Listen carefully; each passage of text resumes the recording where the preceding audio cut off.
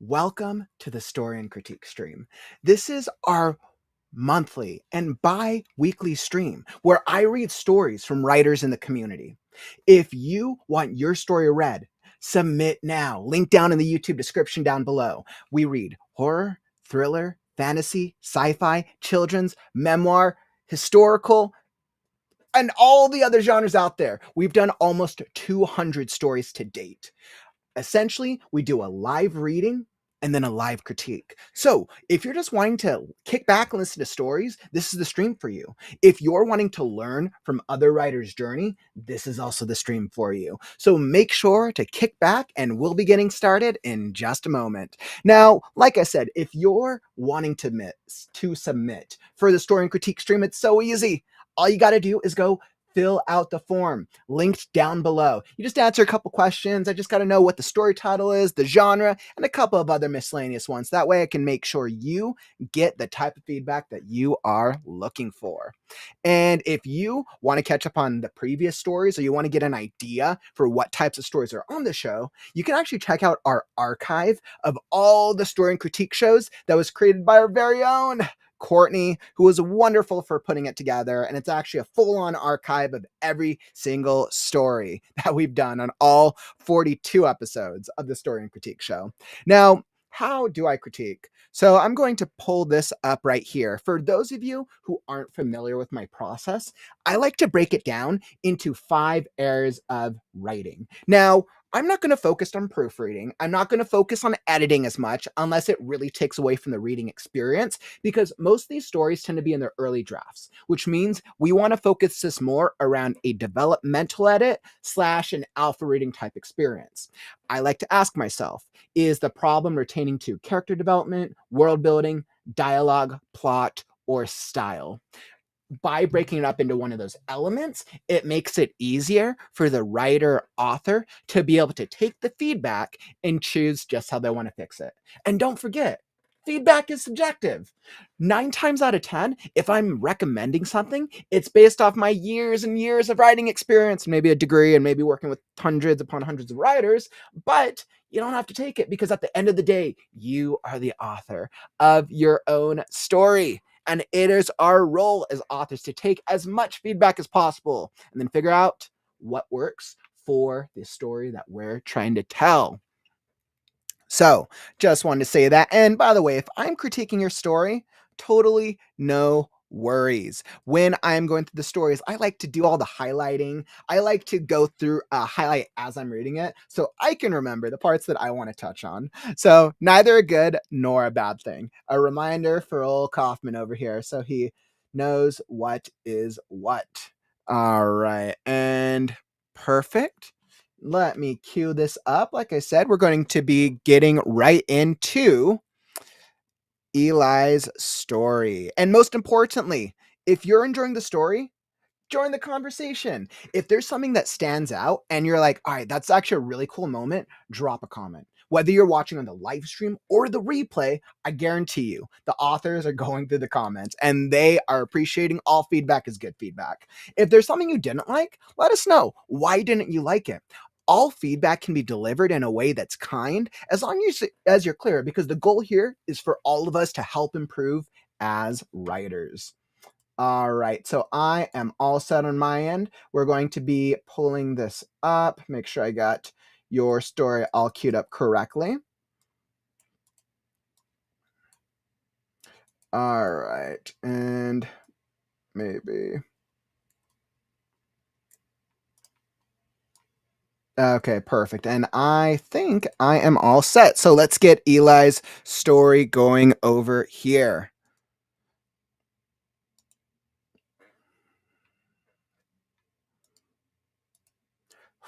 All right, and I am all ready. Whew. Okay, so I am all ready to hop into it. By the way, I saw some other writers hopping over on Twitch. Welcome, welcome. Hope you enjoy as we are hopping into our first story of the day. Question mark, a horror by Eli Minkiewitz. There was once a time when I thought I was the hero of my story. I hope that by the end of this, I can once more.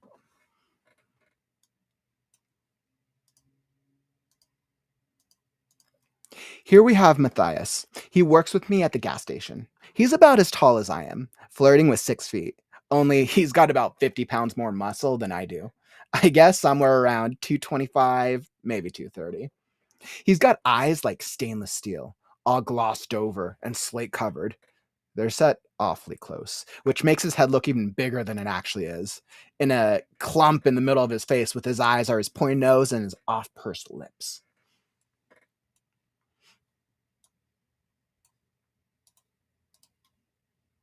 He's pushing 40, like me. He must have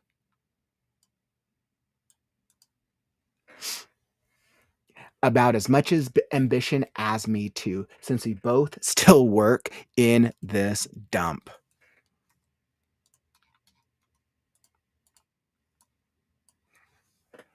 He holds the first clue to my shame, although he doesn't know it. Tonight, we're both in the graveyard shift, and it's just about to start. Matthias! I shout, warmly greeting my old chum. Hey, dude. He grumbles, his moon face flush with annoyance.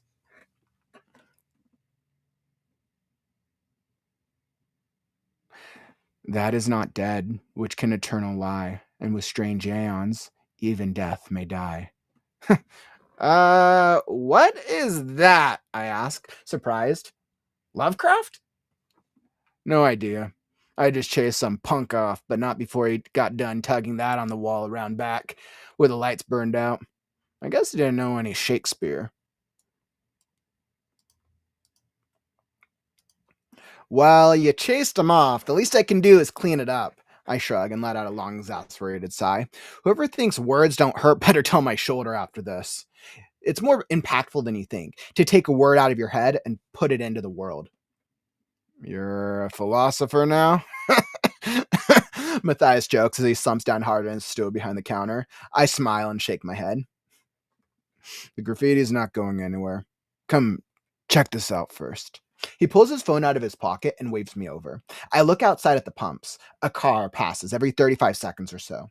As soon as I come around the corner, Matthias lets a soggy fart rip, and it hangs wet in the air around us. You really are a disgusting creature, Matthias. You know that, don't you? It stinks, but I can't help but laugh. He smiles proudly. Yeah, I know. And nods at his phone. I crowd around the little screen and squint to make sense of his apps. Photos, calendar, email, stocks. That one makes me laugh. At the thought of Matthias playing the market. Weather, settings, notes. All right, what am I looking at here, pal? This, he says, tapping a folder and hovering his thumb over an app with a blood red question mark for an icon, one I've never seen. It was there when I woke up. No idea where it came from. I didn't download it or anything. Well, how did it get there then? Maybe you downloaded it when you were drunk or something? No, that's the thing, dude. I didn't get drunk last night. I frown and try to come up with an explanation for how he ended up with the app, but nothing's coming to me. What does it do? Did you open it yet? Yeah, some kind of puzzle or riddle, I think.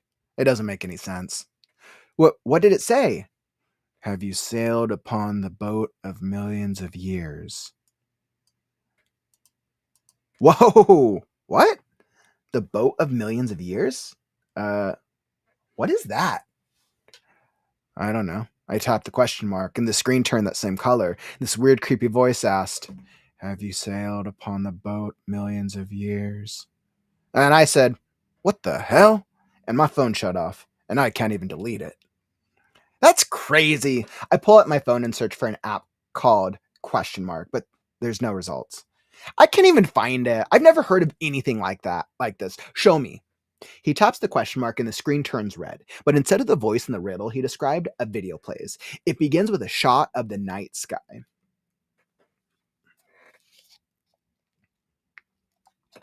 There is no sound.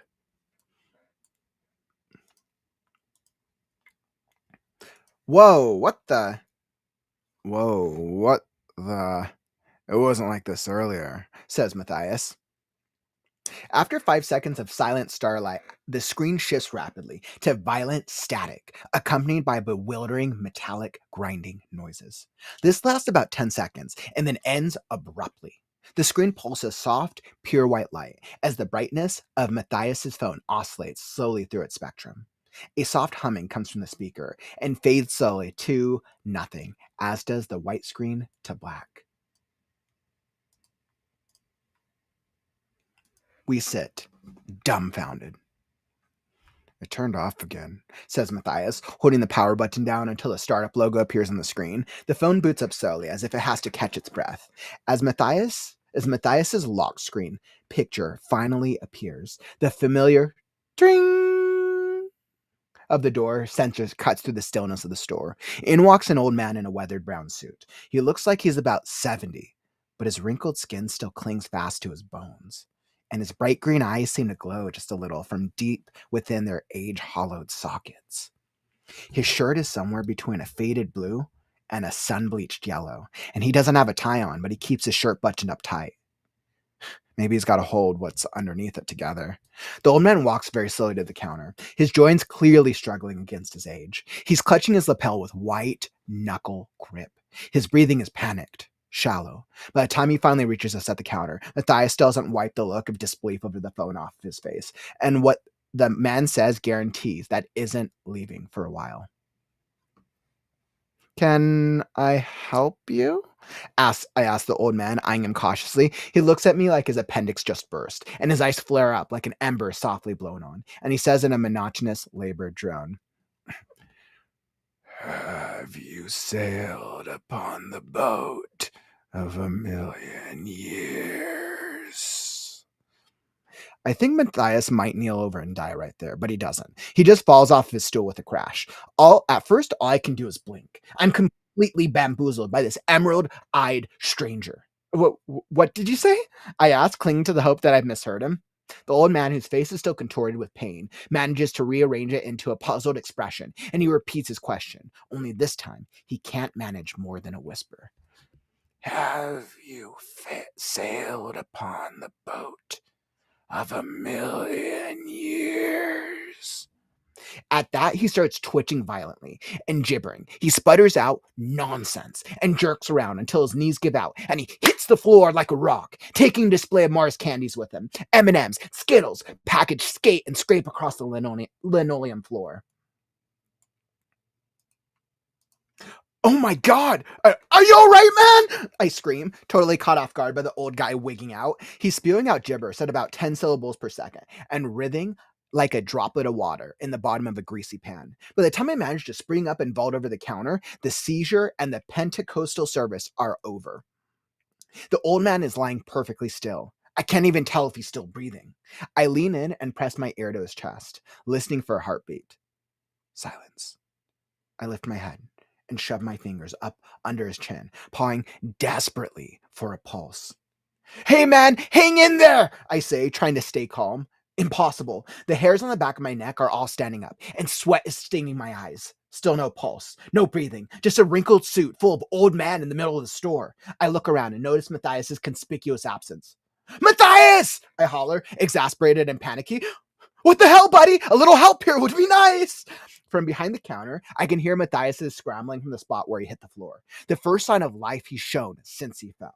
He clambers around the counter, and from his expression, he's about to hit the deck again. Bloodlessly, his scrunched face takes in the scene. Is he dead? Matthias finally asks, quiveringly. I'm not sure. I can't find a pulse, but I'm not sure, man. Call 911! Right. 911. Matthias dials the number on his phone and talks to the operator. He gives the location of the store and tells them that an old man came in, probably on drugs. It said some really weird stuff and has a seizure or a heart attack. He listens for a moment and repeats the phrase, 3 minutes, and hangs up the phone. As soon as the call is over, the screen turns red, and the video of the stars play again. When the static and metallic grinding noise come on, the old man sits up violently and grabs my shirt. They took the stars and laid them on the ground. But then they found that the earth was a map of the heavens long before the foam washed across the sand. Have you sailed upon the boat of millions of years? I'm holding the old man in my arms. He's got my shirt in his vice grip. His eyes glow radiantly with a sickening green light. He's in agony. It's streaming down his face in sheets of sweat. He looks to me for some kind of comfort, some sort of release from his torturous inquiries. So I give it to him. Yes, I have sailed upon the boat of millions of years. The tension and anguish in the old man's face melt away, and he releases his hold on my shirt. There are 4 puncture holes in a line, and a mirroring line of holes parallel to them. All the holes are speckled with blood from his fingernails dug into the flesh of his palm. I watch as his glass, rigid skin and muscles relax, and the serenity washes over him. The phone screen is oscillating white again, and the ebb and flow of its glow watches the old man breathing. With the light fades away from the screen, it does so in his eyes as well, and he closes them slowly and goes limp. And reading there.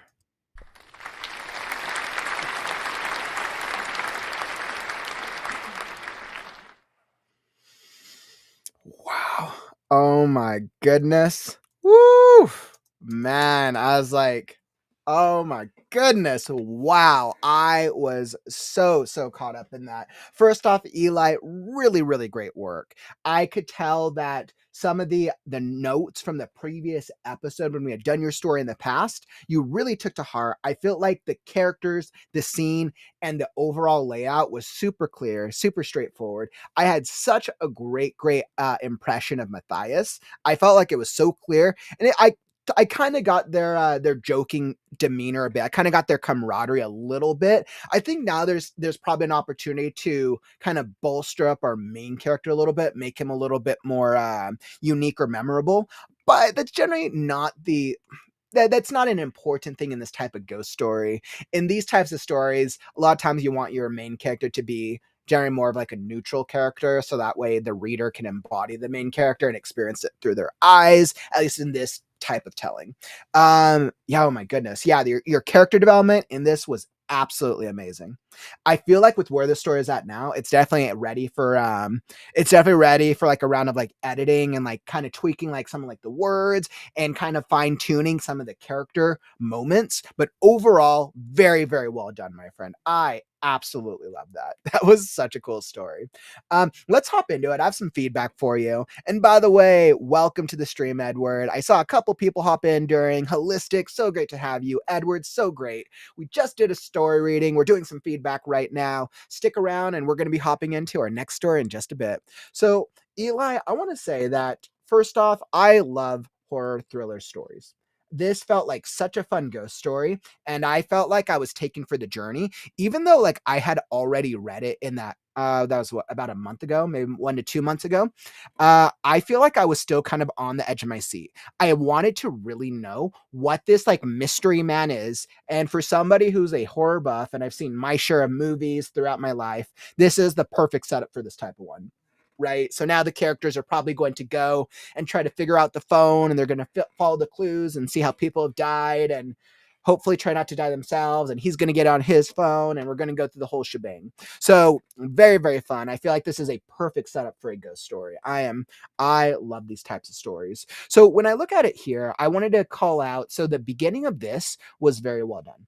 There was once a time when I thought I was the hero of my story. I hope that by the end of this, I can once more. So I love this. I thought this was actually a really nice opening. Like, this is kind of like that quote right before the story itself starts. Now, something that I saw, Eli, that you really like to do is playing around with color. You're actually not alone. I know there's actually a number of writers who do.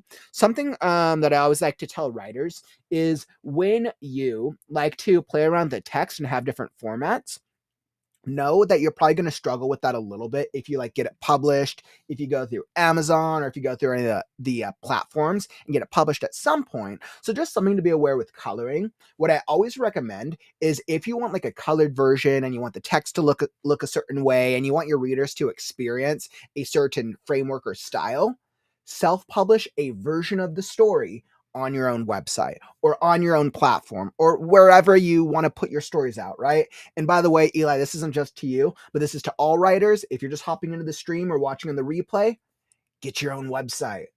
literally you could like, yes, it costs a little bit of money. You got to do the monthly or the yearly fee, but you want to you want a place to showcase your work or find one of the platforms. So that way, when people ask you about your stories, you have somewhere to send them, right? There's so many platforms out there where you can post your stories. You can do like an online blog. If you're like, hey, I don't have the time for a website, I don't got the money for it right now, but you want a place to showcase your stories. Okay, so back into this, but yeah, so Eli, for your type of writing, if you want to do things like with color, definitely have a version for somewhere online, like whenever like the story's done and you want people to read it and you want it to be fully published, definitely put it online somewhere so that way there is the version that people can read as the colored version. And then if you do publish it like as a short story or as part of an anthology, then that can also go there as well. So yeah, Eli, I agree with that. I'd say that would be definitely a good call with that special full like color type edition thing.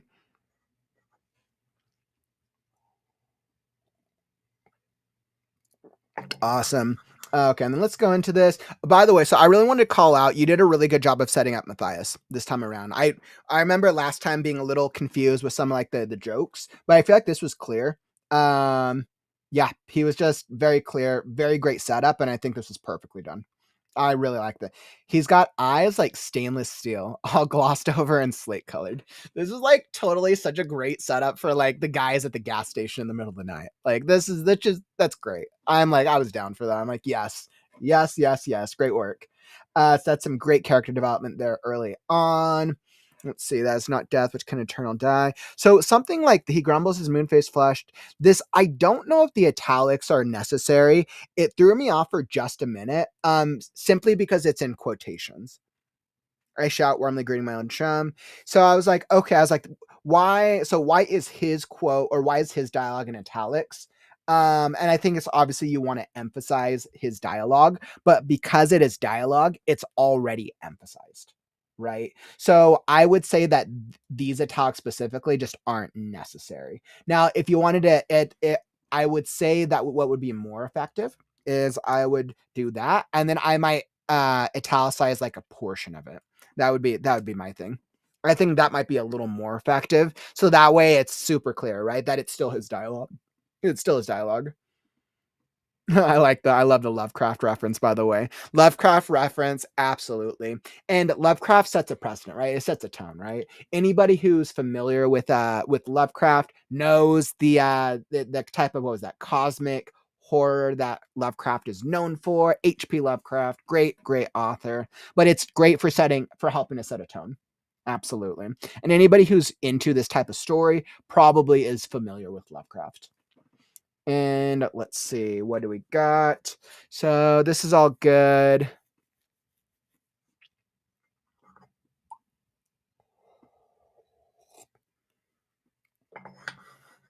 Let's see. Yeah. Oh, okay. So yeah, the italics were to emphasize that he was quoting the graffiti, which you can still do that. He grumbles, his face flushed. I would, yeah. So instead of italics, I would have an action, Eli. That is, because I know you mentioned it. I would actually have an action instead. He grumbles, his moon face flushed with annoyance as he reads the graffiti. His moon face flushed with annoyance. That is not dead. And I would probably break it up like this. He while reading the graffiti. I would do something like that.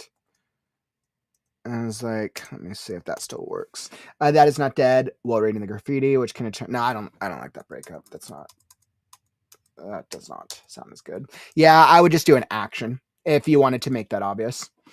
And let's see. This is good. You're moving the narrative forward.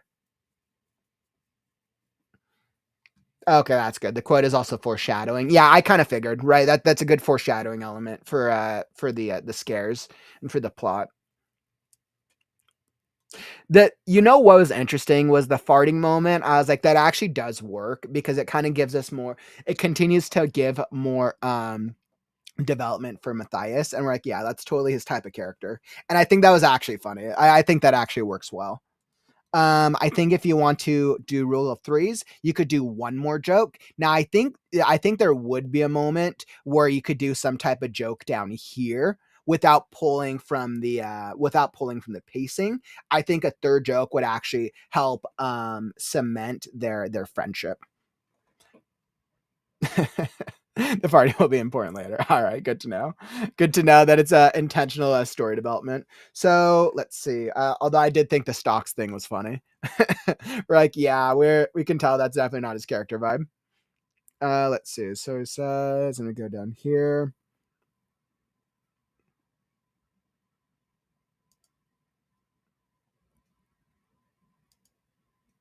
Yeah, I was asking myself for like it making sense. Is there another way an app could appear on a phone? If it's not downloaded. And I mean, I don't know. I mean, he doesn't sound like Matthias doesn't sound like he's the smartest guy. He's the smartest tool in the shed. So and if our main character is smarter, then as a main character or as this character, I might wonder like, oh, he probably forgot that he downloaded it. Sure, but I'll play into this. Just kind of something that came to mind. That was definitely something that came to mind. And let's see. It's like, have you sailed upon the boat of millions of years? So, what's interesting is I liked that he did that.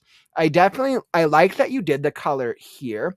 My question I wanted to ask myself is why? What was your intent with coloring this one? I think the red coloring made sense when creepy old ghost dude comes in, but when he's reading it, I'm like, why highlight it like that? I don't think the red is necessary until he comes in. Until a creepy old guy comes in. Yeah, I might almost consider some type of action description to further elevate the way he says this. If you kind of want the reader to envision him saying it a certain way, so that's what I would do instead. Right, and this makes sense, right? I think when you're using the question mark like that totally makes sense. It's weird, creepy. I don't know. I tapped the question mark and the screen turned that same, and this weird, creepy asked, "Have you sailed upon the boat of millions of years?" And I get why you're doing this because you want to. This is like the title. This is the. This is kind of like that catch. Let's see. And that's crazy. I pull up my phone and search for an app called question mark, but there's no results. So this is good. I wanted to say that this is good that our main character is trying to find it. I think that plays in well to the believability of it. That's actually a really great call. This is Eli. Once again, you have such great descriptions. You have such great descriptions in your story, and I know this is definitely one of your strengths. Let's see. This lasts about 10 seconds and then ends abruptly. The screen pulses soft, pure white light as the brightness of Matthias's phone oscillates slowly through its spectrum. A soft humming comes from the speaker and fades slowly to nothing, as does the white screen to black. I think this gives such a great picturesque moment of the two of them, gas station, late at night, and we're kind of getting this visual, really great work. And I know you definitely have a way for a description, so I wanted to call that out. And let's see. So we're coming up at time. I want to say, I think I was just calling out that the action was well done. You were keeping us in the action and stars. Oh yeah, his line here. I would say shorten this. When the old guy comes in, shorten his line because him having a long piece of dialogue kind of pulls the pacing. It kind of disrupts the pacing of this moment a little bit. I feel like because it's kind of an action sequence that you want to you don't want to burn it with long dialogue. So I would just shorten this sentence so that way it's brief simply because this is kind of an action moment.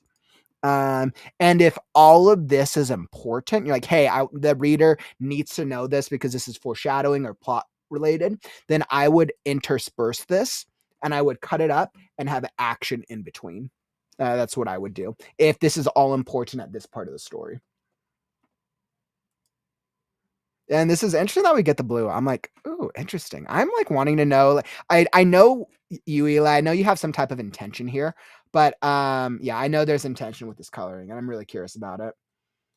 And that's what I got for you, my friend. Great work. Absolutely great work, my friend. Really, really good work. So I had such a fun time reading that one. I love starting off with our little horror pieces. Always such a fun start. So we're going to be hopping into our next story in just a bit. Once again, Eli, thank you for sharing that. Really looking forward to seeing how the rest of the story goes. And we'll be reading more soon. So the next story we're going to be hopping into in just a few minutes, we're going to be hopping into Pleasures, which is a fiction philosophy by author Francisco Aguilar. So we're going to be hopping into your story in just a moment, Francisco. We'll be hopping into your story in just a moment. In the meantime, let me hop back into the chat and see where we were at. I know I saw a couple people popping in over there. Edward, great question. So you asked, are you a full-time editor? Really great question, by the way. So yes, I am. I offer book editing and writer coaching services for writers in the community. I work with all genres of writers. I have done a lot of developmental editing, line editing, and proofreading.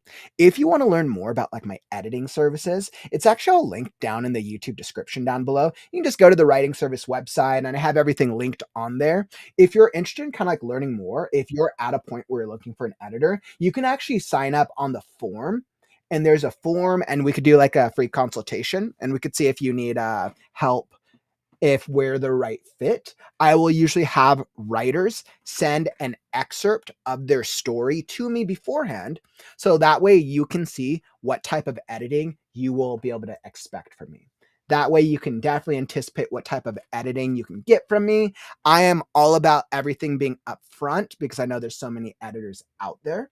I do everything on a contract to protect your intellectual property. So absolutely. And let's see. So Edward.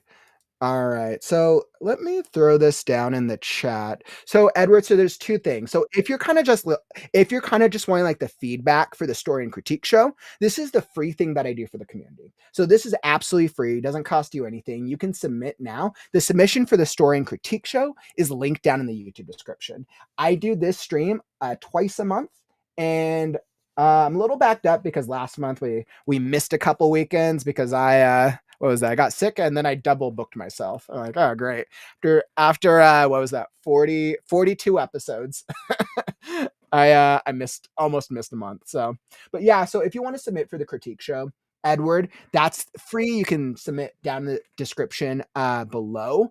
If you want to know more about like editing services, like you're ready for a book editor, I'll throw this down in the chat for more info about book editing services. Sign up here. Perfect. And I'll just throw this down here. All right. And then, yep. So if you want to know more about like my book editing services, I just dropped that in the chat on both YouTube and Twitch. We're streaming to many platforms. I'm on Facebook, LinkedIn, Twitch, and YouTube today. So if you want to know more, I just threw that in the chat. You can just fill out that form and we can chat more. We can see if it's a right fit for us. All my pricing is on the website. My prices match industry standard prices for what editors normally charge. However, I give humongous discounts for first-time writers, community members, YouTube channel members, referrals, and a number of other things because I recognize editing is expensive. You also got to get a cover designer. You got to do all the things. You got to do the marketing, the branding, the author, and all the stuff. So I really try to be affordable by offering large discounts up front. So definitely reach out, my friend, and I'd be happy to check back in with you. All right, and let's see. So where were we? Eli, I'm glad that all the notes work pretty well for you. And by the way, if you are enjoying the stream, let's see, where did I go? If you're enjoying the stream, follow and subscribe. We're here every day with the WriteNow community. 500 consecutive writing streams and counting. If you're looking for a daily writing community and you struggle with being consistent, you need accountability, or you just want to hang out with other writers, then this is the place for you. We got critique streams, we have our fiction contest next weekend, we got our book club, we got our weekly writers group, and much, much more. So make sure to tap that follow or subscribe button and you'll be alerted when we go live. All right, my friends. So I wanted to make sure to have that, throw that into the stream, and let's see, where else was I?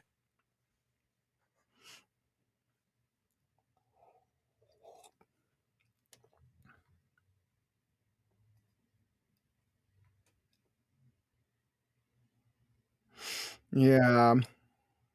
Eli, I'm real. Thank you for saying that, my friend. I really appreciate that. You said thanks for your feedback. I really think that the story has benefited from these streams. I like to get your feedback on the second half of this piece. I think it's probably the most solid thing I've done. Yeah, Eli, what I would suggest is just resubmit it. It might not because I do have a number of submissions, so I'm a little backlogged. I might not be able to get to it on the next stream, but we'll see. We'll see how many I can kind of get through. So what I usually recommend is just resubmit it and then just tell me where you want me to start. Because whenever I get to it on that weekend, I won't remember. Or just submit like where the story starts, whatever works. Yeah, I mean, you guys know there's definitely a couple stories where we've gone through a number of different sections throughout this the length of the critique show.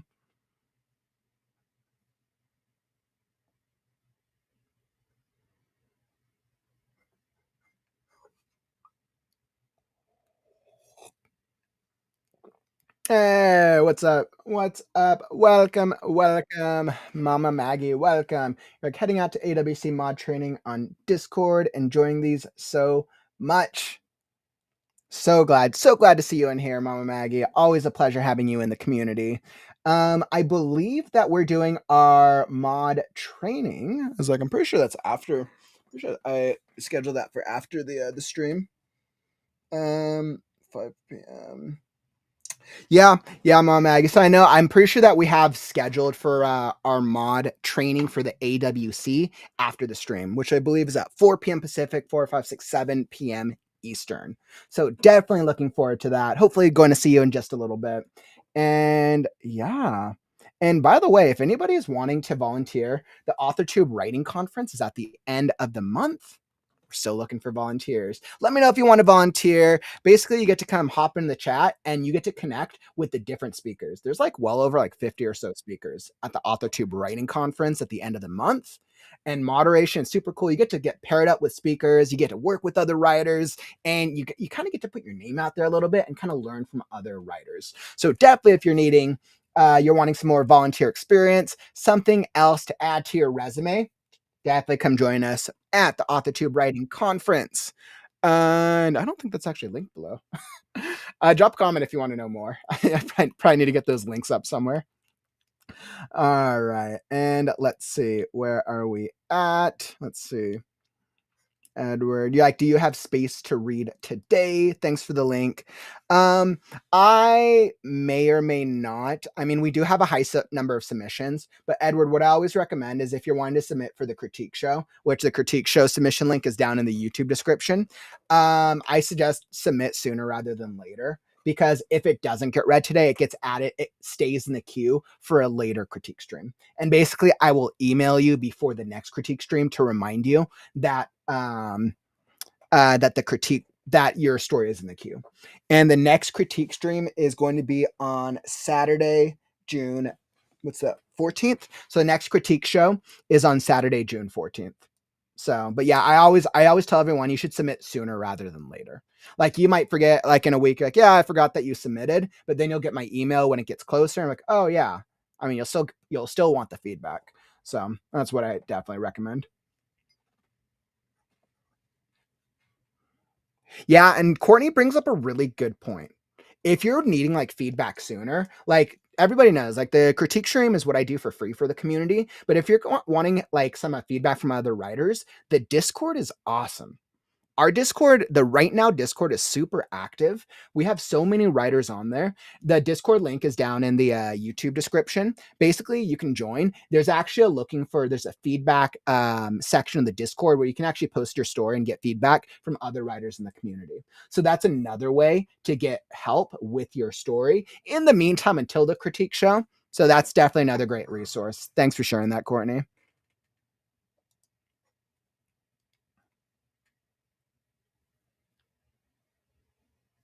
Mass toaster on the submission. I think it would help if what the style of the piece is. A flash short chapter. I think I have that on there.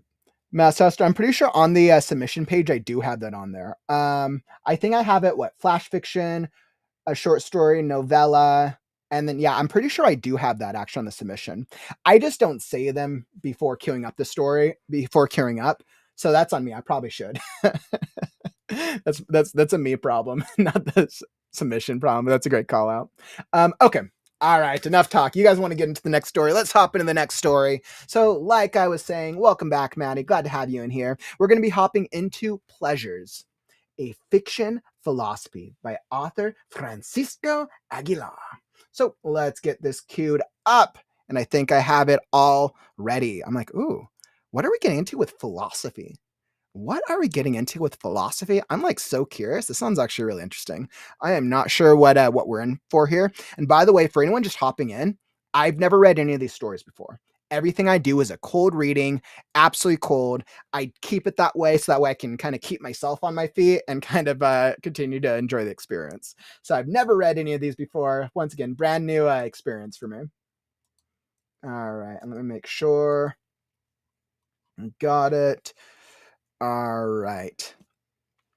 Absolutely, Matty. You came in just at the start of another story. So I think I am already here. Let me make sure. So good call out, Mass Toaster. So let me see. So this is called Pleasures by Francisco Aguilar. This is a modern philosophy fiction. And let's see, what length is this? This is a short story. So this is the beginning of a short story. Perfect. Perfect. And they're just asking for general feedback on how to improve stuff like grammar. Okay, so let's see what type of general feedback we can give them. Now, I think because it was I think because it was uploaded to Google Docs, I don't think there was any of the paragraph indentation, which there should have been. So we'll see. We'll see how it feels. Okay.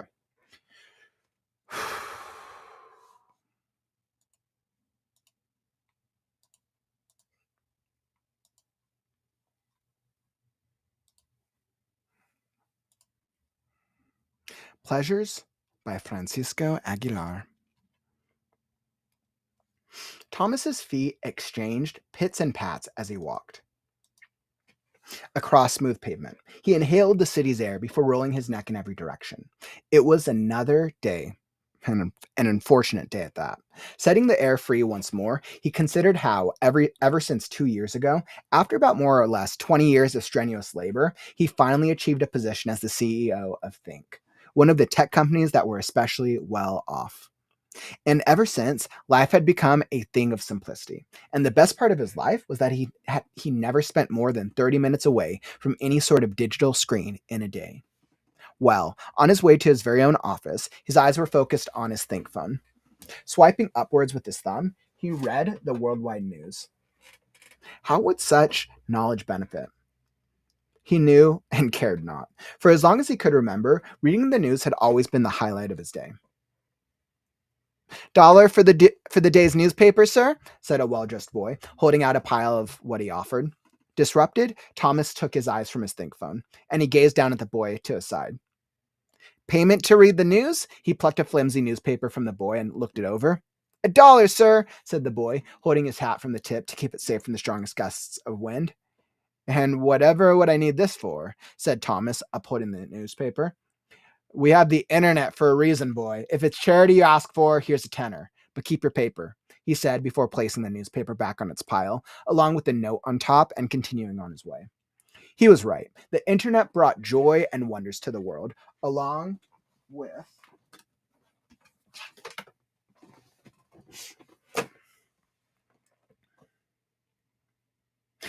with the daily news. Most, if not everything, of what he saw in the boy's paper, he had already read. The wind had grown stronger, persuading Thomas to walk hastily.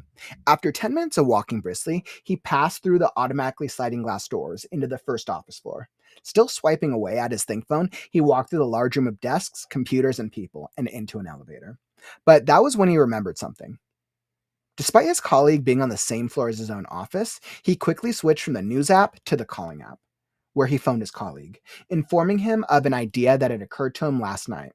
He was content to have saved time. With a ding, the elevator pronounced his arrival. Returning to the news, he walked through the rows and rows of desks, ignoring the greetings of the colleague he had phoned, and pressed a button to open a white door. Beyond the door was his private office, simply white, odorless, and, if not for a desk and laptop, nearly empty. After a long and grueling day, Thomas finally took a step out and back into the city streets. When he stretched, reaching for the ever-gray sky, he coughed at the intake of not-so-fresh air. But he did not take it into much consideration.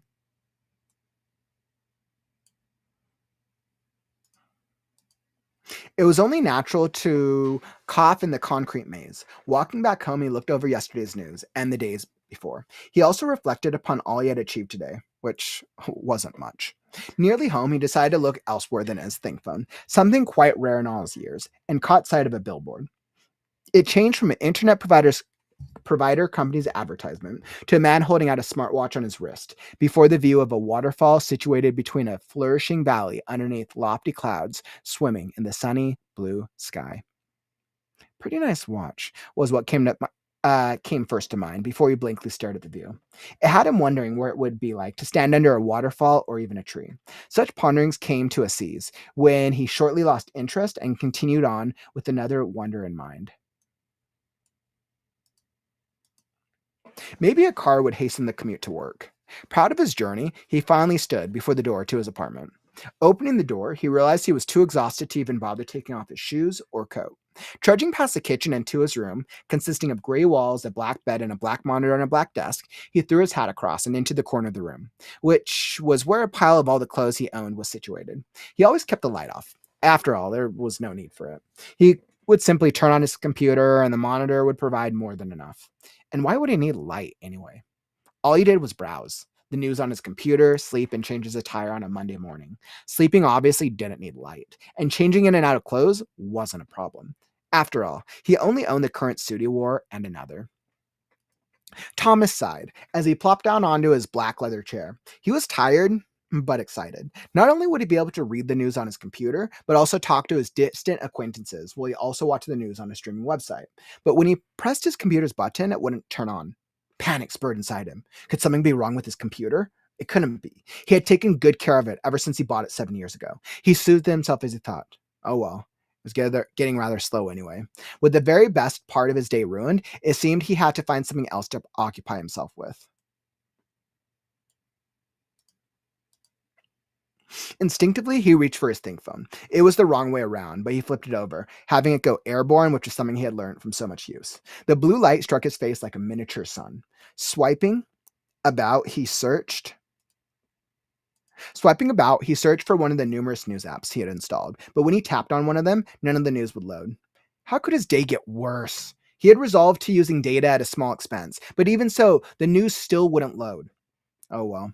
Leaving it to charge will let me check on the news later tonight, he thought, reaching for his charger on the floor. But when he inserted the charger into his ThinkPhone socket, it didn't make the usual vibration or sound to announce its success. His speculation was right. It wasn't charging.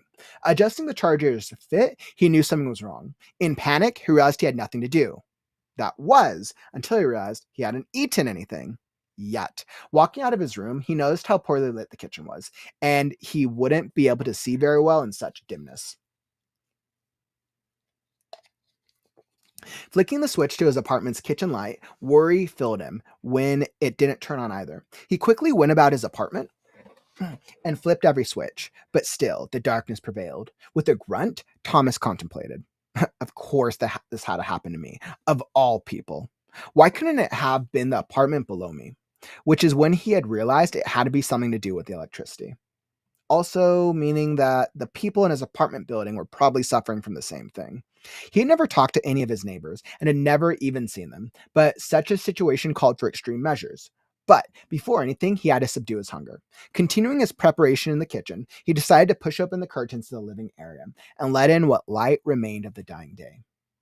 Letting the light in, Thomas looked down from his apartment. The window's height was the scale of his body, and threefold as wide, and the light made him squint. His apartment was usually in an awfully dark state. An unusual sight lay before him. From one side of the street to the other, people scurried about in distress. Crossing the street, they seemed to pay little to no attention to the numerous cars that formed a long single line. Among the black and white cars, there was a unique pink one. but because of their snail-like velocity, it wasn't like they posed much of a threat. Thomas leaned to the side, looking for the end of the traffic jam. A truck seemed to have been the problem. It had gone sideways and straight into a water fountain, centered in a four-way roundabout. Evidently, the driver must have been distracted to have missed an obstacle of such scale. Cars had to wait in long queues to edge their way around the truck, but nobody seemed to care enough to check on the driver or even phone an ambulance.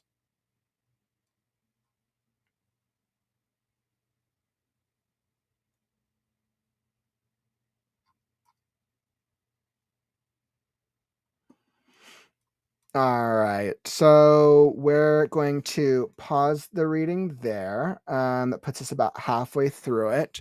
All right, so we're going to end the reading there. All right. So interesting. Okay. So when I think about that story, first off, it was well written. There was actually some really interesting description and some really interesting setups for the characters. I'm trying to think about what the story was about because it said that it was modern fiction and there was a philosophical element to it. So it was probably a talking about something to do with how we respond to our phones, something to do with the digital world versus the physical world. And there was a couple moments that really stood out to me.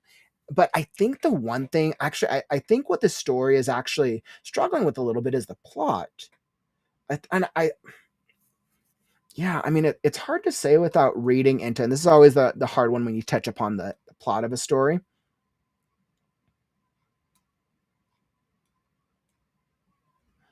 Yeah.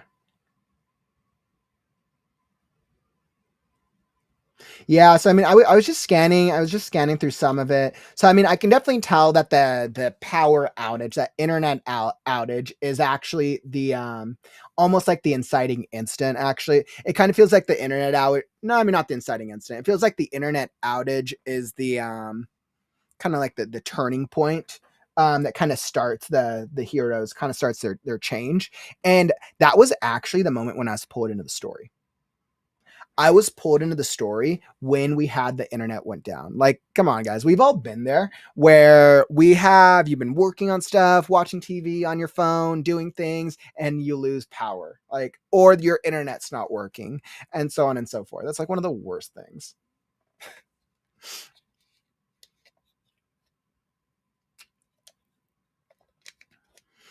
Yeah. So that's definitely one of the absolutely worst things to happen.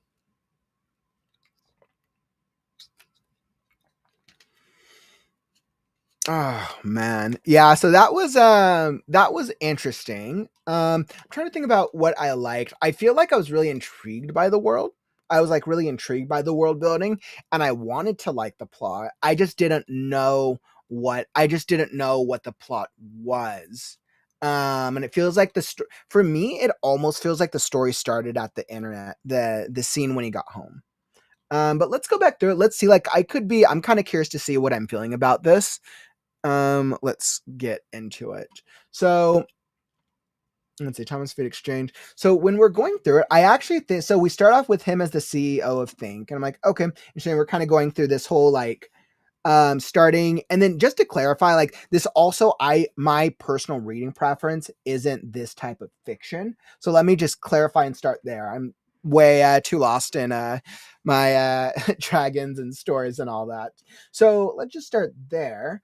I think I like the how we're referring to these things as think phones. Obviously, it's talking about how we refer to our smartphones. I think that was clever and fun. And then this scene with the boy is really interesting. I feel like the scene with the boy is definitely like a commentary on the internet versus non versus almost like a dying industry, right? Who reads the newspaper anymore when it's all digital? Like I know I'm the same way, right? I'm not going to get a newspaper because I get it all on my phone, right? And I think this is actually a really great commentary on it. I think the problem with it is so we get a setup, which is interesting. And then but I the problem is I don't know what his motivation is. I think that's the problem. I don't know what the character's motivation is. What does he want? What is the one thing that the character wants? Um,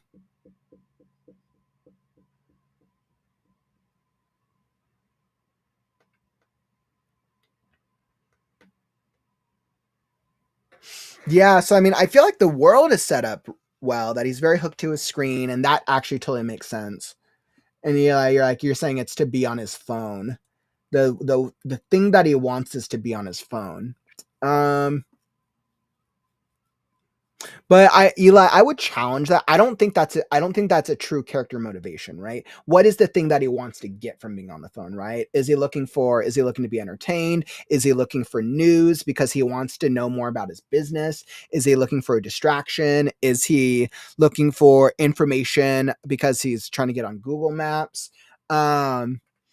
I think because once again, right, like the goal, especially with a short story, is you need to pull the reader in immediately to be able to emotionally connect them to the character.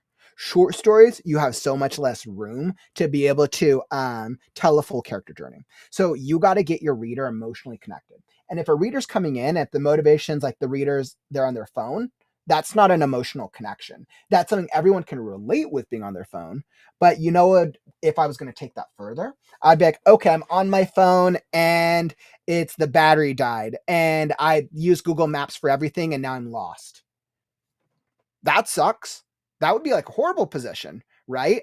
I'm trying to get somewhere I've never been to before. I'm a busy executive of a company, and then my phone dies. What do I do? Right? I'm like, I'm used to my phone. Okay, my smartwatch. Oh, I left that at home. Oh, shoot. Right. So you see, that could create an emotional connection because that would be a save the cat moment. So I think my recommendation for this first scene is I feel like it needs like an additional obstacle. I feel like you need to take that phone moment a little further. And I feel like that would actually really strengthen up this moment. So that way the reader can really emotionally connect with the main character. Um the scene with the boy is interesting, and I think it kind of gives us a little bit of character development, but it at the same time it feels like it's more for like world building and more for the theme of the story than for character development itself. And because this is a short story, we got to connect with the character. So I think that would be my biggest thing from a plot perspective. I mean, I like it. Um and it does give us his personality, right? He's kind of like he's kind of like uppity. He's like a little snobby. Um, the only thing I would ask is who would say here's a tenor? Is that a thing that people would say? That feels a little like old school English, but yeah, I don't know what year it is, but I'm assuming it is in the current year or in the future since it didn't specify. So that's that, and then I think once we get into the his apartment,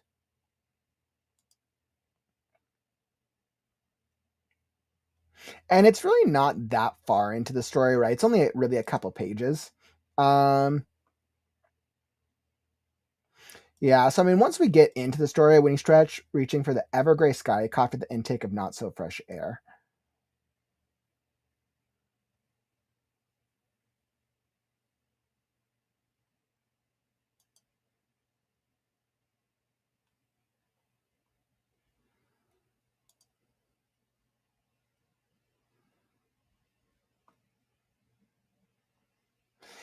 Yeah, and I mean, he decided to look elsewhere in the think phone.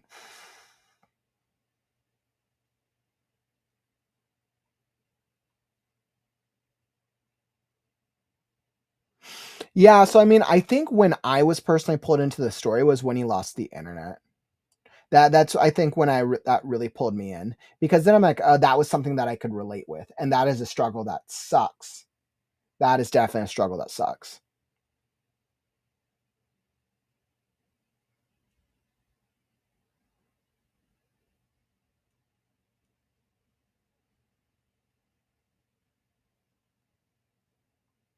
And I think what's so well done is I think once we start with this internet bit, it feels like it slowly builds on each other.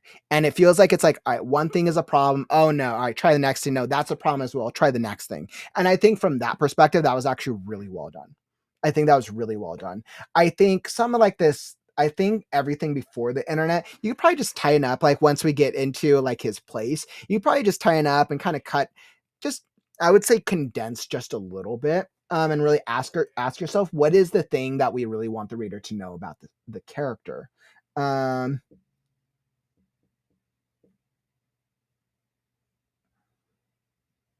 because even like this moment, right? He also reflected upon all he had achieved today, which wasn't much. Okay, so this is basically you're saying that this is a pretty boring day for him.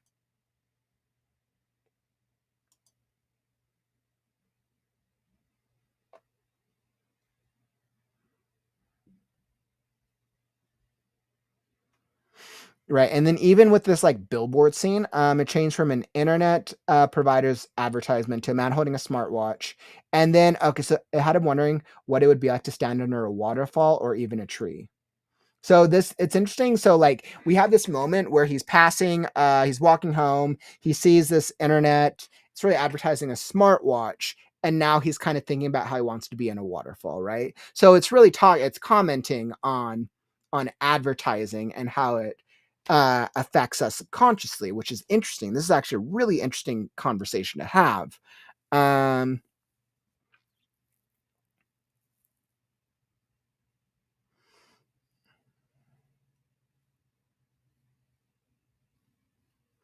I wonder if he's going to touch upon this watch moment later on in the story, actually. You know what? I almost feel like that the story should start with this advertisement. This actually feels kind of like a little bit of a stronger moment now that I think about it.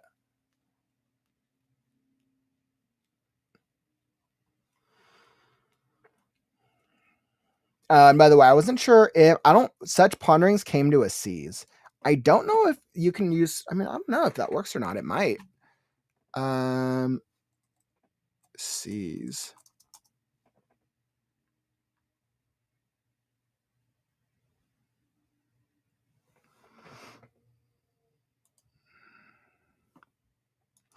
Yeah, I'm asking myself if this use of C's like the such ponderings came to a C's. Yeah, I would just double check that. Yeah, I would just definitely check that if to C's works.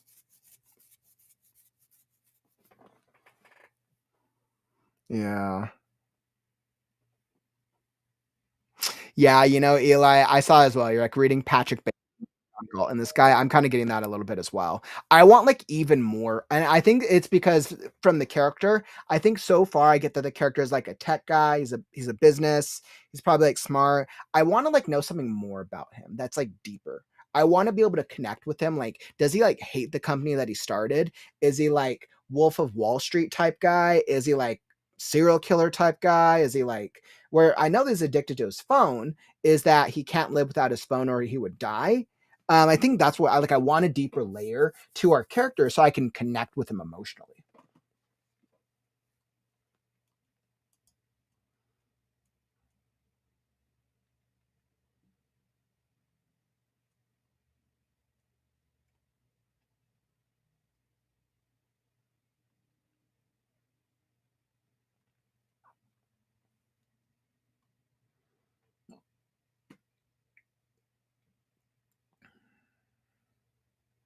And then it's interesting, this internet moment right here. Could something be wrong with his computer? It couldn't be. He'd taken good care of it. He said, "Oh well, it was getting rather slow, anyways." Um, and as somebody who's had problems like computer problems before, I don't think you would stop at just, oh, the power button doesn't work. You would try to troubleshoot it. You would probably try to especially if like this is like a trusty computer. Granted, unless he's the type of guy who's like, oh, okay, well, whatever. I'll have my assistant get me a new one tomorrow. Right. So maybe you just need to add that like additional thing. But I feel like the common person, like if your laptop or your computer doesn't work, you would probably try to go through a troubleshooting process. Unless maybe you're a busy CEO and you're like, oh yeah, I don't really care. I love this description. The blue light struck his face like a miniature sun. That's a great description. I want more of these descriptions. These descriptions were really fun.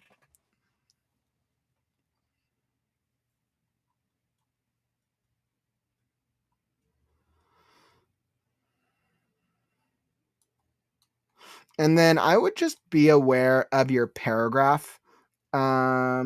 To his think phones. Yeah, I would just be aware of how long your paragraphs are.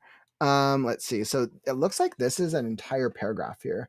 Now it could just be because the spacing of this, but let's just, yes, I mean, oh no, I think this is, I think this is part of that paragraph as well.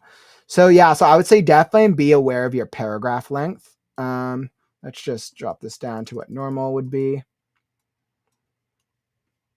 Okay. Oh no, wait. We got 2 paragraphs. I was like, nah. I think it was like that. So I mean, a little long, a little on the longer side. I mean, I think this is. I mean, even this one, I think this is a long paragraph. You want to make sure that you don't have large blocks of text like this because it will turn readers off, especially if they're reading on their phone. And now imagine like reading on your phone, like it's basically going to look like this for pages on end, and then you might just lose readers. So you want to make sure it's very important that you are not. And I mean, there are moments to definitely have longer paragraphs, but like from like a consistency and a best practice, you want to split up paragraphs as much as possible, just so you can create an easy reading experience. Because you want to keep in mind, what is our goal as writers, other than to tell a great story? We want to minimize the chance of the reader to stop reading. We want to minimize the chance of distracting the reader, of making the reader lose interest, and whatever. So, trying to make it as easy as a reading experience as possible definitely will help them to stay engaged regardless of what the story is. So, awesome. And that is, I think, and yep, and that kind of brings us to the end of that section. The internet stuff was good. Once we were kind of in the internet moment, I was like, yeah, I was kind of down for that plotting. And then he was looking at like this pink car outside. I was like, oh God, it's gonna get worse, isn't it? He's going to like run out of the internet's not going to turn on, and then it's going to be a whole commentary on like why like they can't live without internet. And it's like, yeah, I'd be down for that. I'm like, I think that could be a fun little philosophy discussion. So awesome. Francisco, thank you so much for submitting that. Really, really cool. And definitely because you're probably watching this in the replay, if you have any questions or follow up, feel free to shoot me an email. I'm always happy to follow up with any questions, comments, concerns in regards to your reading. And I just want to say thank you for submitting. Really appreciate it. All right. How are you guys doing? All right. So we got through that next story, and that was a fun one.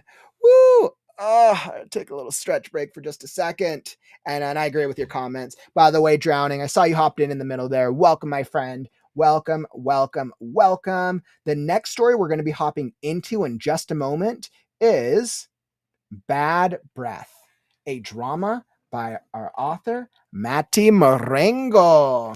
Matty, I've got your story queued up next, my friend. This is Bad Breath. So we're hopping into a screenplay about a guy and a zombie. So I am definitely on the zombie vibe. So if you're looking for a little zombie action, we're going to be hopping into Matty's story in just a moment. So we'll get Bad Breath queued up here. Awesome. And let's see. Perfect. I'm just setting it up on my end. How are you guys feeling about the story so far? I thought we've gotten an interesting mix, right, between scares and then we're getting a little bit more of some like fiction, some more like modern fiction, philosophy commentary type stuff. So that's always interesting.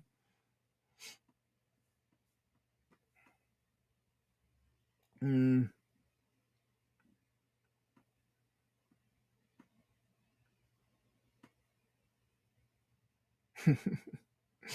Yeah, brains. I know. We're going to get into some the next one. I hope you guys are ready.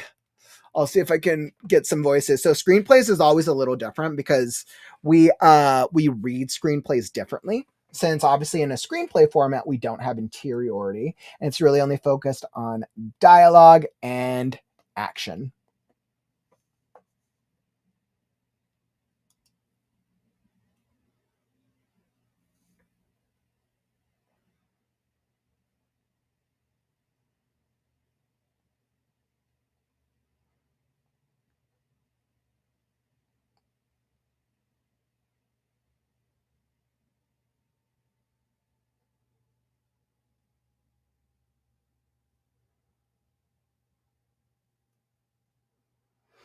All right, perfect. And I was just checking in some notes over here. So, all right. So, absolutely. All right, Maddie, we're going to be hopping into your story in just a moment as I'm kind of like making sure that I'm caught up here in comments and everything. And by the way, if you're here in the community and you're not subscribed already to the Art of Writing newsletter, you got to make sure you're subscribed. This is our newsletter where we send out articles, stories, tips, and things to help you in your writing journey. This is like another free resource. All you got to do is subscribe.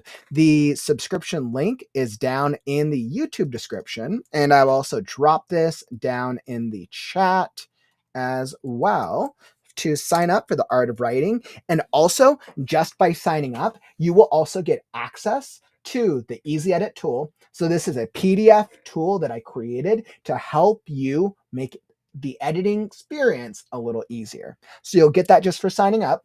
And then you also get access to our weekly live stream schedule. So if you're like, hey, Kauffman, when are you live streaming? You'll get the live stream schedule for the Right Now live streams emailed directly to your mailbox, generally on Sundays, 9 times out of 10. Every once in a while, it gets pushed back to Monday, but generally you'll get the live stream schedule for the upcoming week on Sunday. So make sure to subscribe to the Art of Writing and you'll be alerted for new writing articles, tips, feedback, schedule, and much, much more with what we going on with the Right Now community. Whew, all right. I wanted to get to that. So I wanted to make sure we touched on that. And Maddie, I'm looking forward to hopping into your story as well. So I think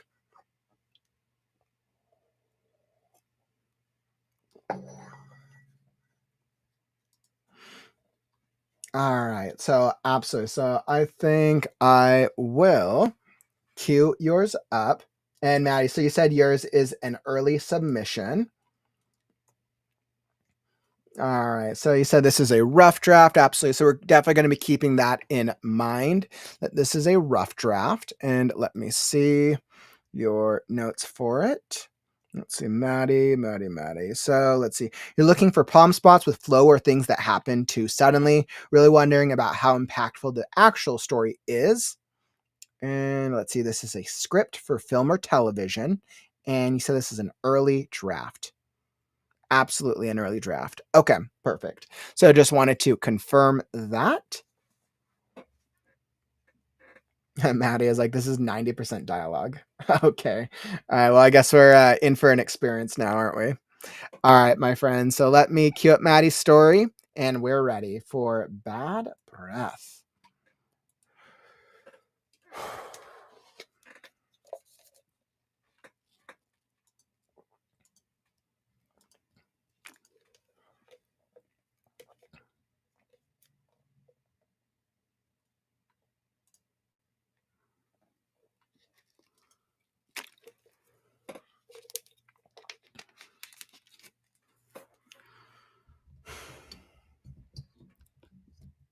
Bad Breath by Matty Marengo.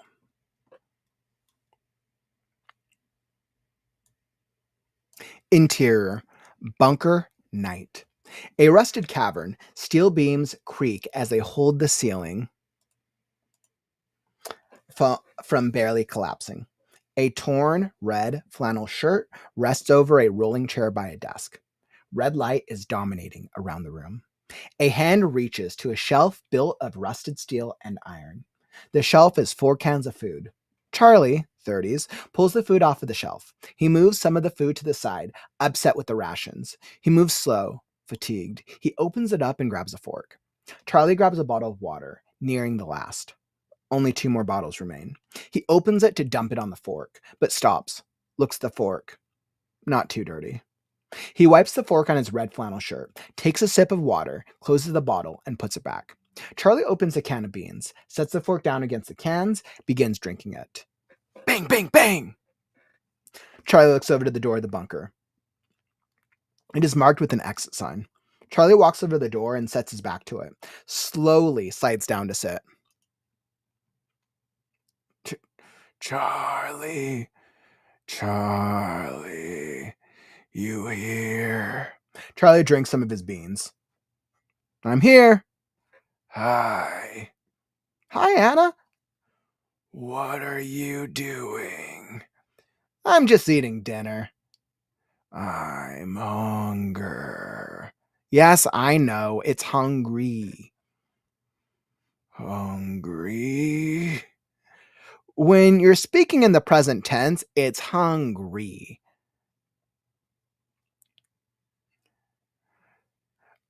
I'm hungry, Charlie. Me too. Please come out. I can't do that. Why? You know why. Okay. What does the sun look like right now? There is no sun. Well, when the sun was out, what did it look like? Gold. Okay, I'm gonna go to sleep. Okay, Anna? Please don't leave. Come out, Charlie. Charlie stands up, walks away from the door. Charlie. Charlie walks to a small cot. The cement floor has his only comfort. Lays down, closes his eyes. Knock, knock, knock. Charlie rolls over in his cot. Interior, bunker, night. Bang, bang, bang. Charlie opens his eyes. He has not slept a wink. Groggily pushes himself up. Bang, bang, bang. Charlie walks over to his desk, grabs his journal, rips out several pages. He looks at the door. Charlie walks over to the door and slides the paper underneath. What? Paper. Payer. Paper. P-A-P-E-R. Paper. Paper. Yes. Draw what you see. Door. Draw what you want. Door. If that's what you want. Charlie stands and walks to his cot, lays down, peace and quiet. He sleeps. Interior, bunker, morning. Charlie wakes up, walks over to the door. He looks down, a large stack of papers. Bang, bang, bang.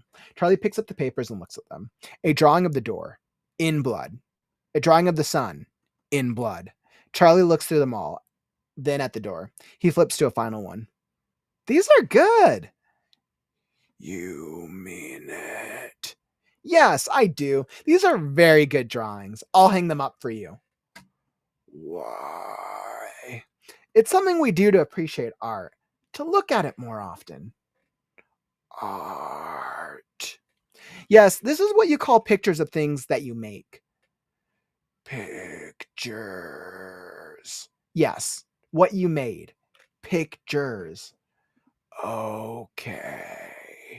Charlie walks to his storage room. He puts the drawings on the almost empty shelf of food. He smiles at them. Charlie looks over. To the left of his lack of food, 2 bottles of whiskey. He takes one. Interior, bunker, night. Charlie sits against the door. Bang, bang, bang. Charlie drinks from the bottle of whiskey, chasing it with his cans of beans. Charlie looks over his shoulder. It's what you call someone who's acting like an idiot.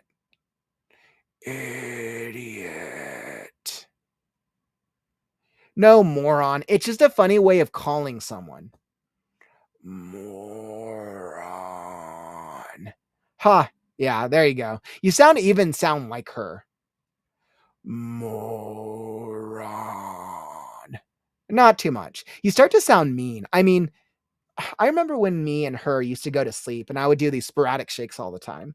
I used to wake her up and she would get mad, but she wouldn't even know that she was mad. It would just be like, oh, Charlie, you moron. Or you're such a dick. I would wake up and just have no idea what she was talking about. I was just trying to sleep, you know? Sporadic. What? It's not really important to know that word. She sound mean. Yeah, I mean, she was mean, but that was only when she was tired. We love more than anything in the world. Why? She made me who I am. I don't think I would have half the personality that I do, which I guess means that you wouldn't either. I taught you how to read a little bit. Little. Do you want to help me grade a paper? Okay. Okay, I'll be right back. Charlie stands up, walks over to his desk, pulls out a drawer. Inside are a huge stack of paper. He takes a small stack of 6 pages off the pile, walks back to the door, slides it under. Okay, try and read from the start. Start. Yes. In Edgar Allan Poe's Cask of Amontillado. Very good. It's okay. Just keep going. Poe places a distant variation of character before and after Fortunato is placed behind the wall. Very good. Do you understand what he is talking about? No. I see. Charlie takes the last gulp from his bottle and looks behind him. That's okay. We can try again tomorrow. Wife. She's dead. Let's leave it at that. Dead wife. Yes. Good night. Good night. Bang, bang, bang. Charlie stands up, looks at the door. A button next to the door blinks red. He walks over to it, reaches his hand out towards it, stops himself, lowers his hand. Hey, Anna? Charlie. Do you remember visiting Paris? Paris. We went on a boat trip. Do you remember that big tower? What tower? It's the big and tall metal thing in the middle of the city. Tower. Do you remember it? When you saw it, you said that it was the most beautiful thing you'd ever seen. I have a picture here somewhere. Charlie looks around, walks away from the door, comes back with a small photograph. He slides under the door. What? That's me and you, right behind us. You can see the tower. Do you see it? Yes. Do you remember it? Charlie stares at the door, waiting for an answer, lifts his hand, hovers it over the lock to the door, waiting to press it. Do you remember it? No. Charlie looks disappointed. He breathes outward, lowers his hand from the door. Okay, that's all I wanted to know. Good night, Anna. Okay. Charlie walks away from the door. Interior, bunker, night. Charlie sleeps. He wakes up, gasps for air. Charlie looks around. He walks over to the door. A piece of paper, the photograph right below it. A drawing of the Eiffel Tower with 2 stick figures below it. It reads Charlie and Anna. Charlie frowns at it. Bang, bang, bang. Charlie walks away from the door, rips up the drawing and throws it in a pile of trash next to the desk. He places the photograph next to the door. Interior, bunker, night. Charlie's stomach growls. He looks at the door angrily. He walks into the storage room, grabs a can of food, the last can. Charlie looks at it and opens it. He pours it into his mouth, belches. Charlie walks to the door. He grabs the last bottle of whiskey, almost crying. Bang, bang, bang. Charlie walks over to a locker full of equipment. He grabs armor, a gun, some bullets. Charlie walks over the door, carrying the equipment. He leans against the door, sits down. Charlie. I'm here. Please open the door. I'm out of food. I'm gonna have to soon. Charlie and Anna. Charlie and Anna. Soon. Charlie begins putting on his armor. He velcros a lacrosse vest around himself. Are you feeling okay today? Bright sun. It's okay. It'll be over soon. Can you do something for me? Yes. Can you draw something for me? No. Paper. That's okay. I'll get you some. Want a picture of me and my wife? Can you do that? Yes. Draw a picture of me and my wife. Yes. Okay. Charlie stands in the new armor, walks over to his desk, grabs a journal from the desk, rips out a page. Charlie walks back to the door, slides the paper under. Charlie takes his normal position and sits against the door. He picks up a gun and begins loading bullets into it. Wife. That's right. Charlie loads the bullets, one by one, into a 45. Charlie stands up and moves away from the door. He looks at it. Almost done? Almost. Charlie watches under the door. A piece of paper slides out. Face down. Charlie picks it up, looks at it, almost cries. He rests his head against the door. Can you say something for me? Charlie, come out. Charlie, come out in a second. Can you say something for me? What? I love you. That's good. Love? Love you. You. That's so good. Can you say it for me? I love you. Charlie rests his head against the door. He is welling with tears. Again. I love you. One more time. I love you. Again. I love you. Charlie halts. He crouches, unable to contain his grief. He cries into his arms. Come out now. Charlie wipes the tears from his face. He looks at the door. Charlie, come out now. Charlie presses a button next to the door. Beep. Charlie looks at the gun, shaking. Charlie grabs hold of the door handle. He opens it. Gargling, anger, hatred. They yell at each other. Bang, bang, bang. On the ground, the drawing lies, face up. A drawing of Charlie, wife, and Anna the zombie. Next to the door is sticky note. Whoever was once there is lost. Next to it, the photograph of Charlie and a beautiful lady. On the picture is scribbled, Charlie and Anna, honeymoon, 2015. Whew, man.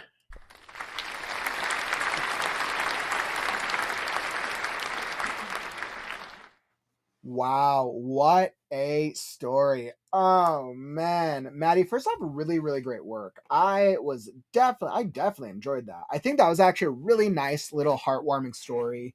I've seen a couple of variations of that. I think in movie, I think there was a movie like that. There's been a couple movies where it's like subverting the zombie trope, and the zombies actually like can kind of like have a human interest or human qualities in a sense. I don't know if I've seen it done like this, where the story is about them trying to teach almost this like almost hopeless struggle and trying to teach the zombie to be a person, but you can't teach a zombie to be something that they're not. There's something very interesting.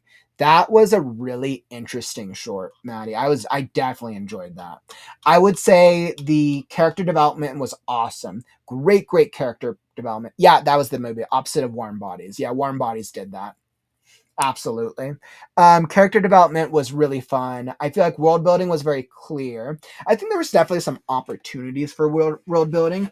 And I think you can punch up the plot a little bit in a couple moments to really drive up the stakes. Yeah, I think the biggest thing is there's some moments where you can drive up the stakes. I know there's some editing opportunities, of course, but I think we want to highlight and elevate some of the tension moments. So I'm going to get into that. Let's hop into some of these moments here. And by the way, Mango, welcome. We're just in the middle of a reading right now. Definitely feel free to come join the chat. All right. So because I'm was viewing this through a PDF, I wasn't able to highlight it like I normally would, but I'll try to remember like the best feedback that I can from it. All right. Yep. And Mango, thank you so much for that. We're going to be getting into the next critique in just a few moments. So, Matty, so for your story, I would say things that worked out really, really well. I think the setup for the initial scene was actually really well done. I really like the initial setup. What you are missing here, so there's a couple of screenwriting structure things you're seeing. Anytime you have a character, you got to introduce them. So you did introduce Charlie, which is good, but you didn't introduce the zombie. I get why you name them zombie, because you want them to be like a nameless. Yeah, and I think that actually does work, but like Charlie, you got to have a zombie introduction here. So what type of zombie are we dealing with, right? Are we dealing with a Walking Dead zombie? Are we dealing with Night of the Living Dead zombie? Are we dealing with Last of Us zombie, right? You got to give us a little bit of what type of zombie. Now, based on the story, it feels like you're going very classic zombie type, which is totally fine. You just got to set that up for us with the character description. And I like that. This is such a great moment. I think the opening is good too. Him basically trying to teach him language and vocabulary. And you can tell the zombies learn some things, which was actually really, really great. Let's see. And like the ending of this is so funny. And it has like this undertone of like this comedic moment to it. Please don't leave. Come out, Charlie. Like, Charlie. And he's like, yeah, I can't do that. And I think that's actually really funny. Yep. And then we kind of get right that this is his cement floor and that is cement cot. What I think might make this what might make this a little interesting, Matty? And this is just an idea. You can give the interior of the bunker here, and I know you usually want to set up the bunker. I almost might have the opening moment start on the shelf has four. A hand reaches to a shelf filled with rusted stone iron. The shelf has 4 cans of food. I feel like you might actually be able to do a better hook by having it start on the door, or have it start on like the can of beans of like Charlie is eating a can of beans against a door, and then pull out. And we don't actually see that he's really in the bunker until after this initial conversation. It could actually drive up the stakes more and be like, it's really Charlie and a zombie on the other side of the door. Just food for thought. That just kind of came to me. Because then after this conversation, then we kind of get the bunker layout, which is interesting. And I think having the zombie try to draw is actually really, really well done. This is a great moment. And then the fact that he gets everything in blood is so funny. Just like, all right, of course. But the fact that he can draw is interesting. You've given us we got an intelligent type of zombie, and I think that's hilarious.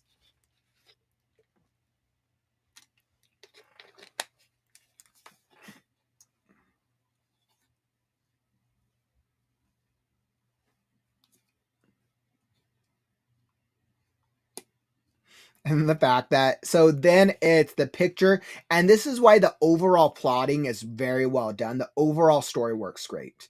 Because it all like transitions very smoothly. The pictures then lead to him thinking about the his wife, right? And thinking about the relationship, the wife who's now a zombie, right? So that was a great one. The moron bit, this one was great. This was a great moment.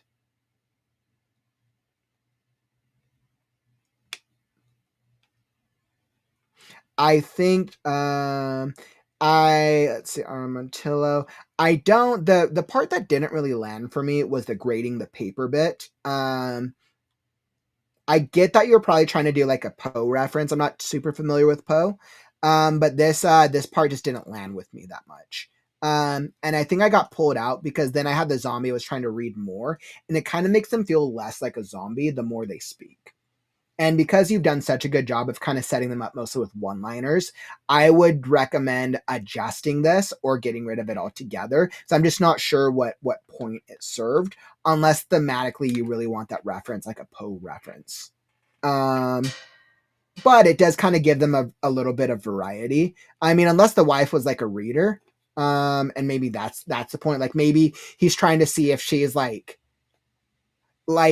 instead like, okay, what would be better, instead of him grading a paper, why doesn't he ask like, hey, will you read me a story? She used to always read it to me, right? Like maybe they always read a story together. Or maybe maybe she was an author and she's like, hey, will you read me this book? And the zombie reads and be like, can you read the author? And he says her name, and then he's like, what do you think? And the zombie like doesn't remember or doesn't say anything or something like that. Maybe you do something like that, and it does something where it's a little bit more of emotional bonding. So I think that would be a good idea.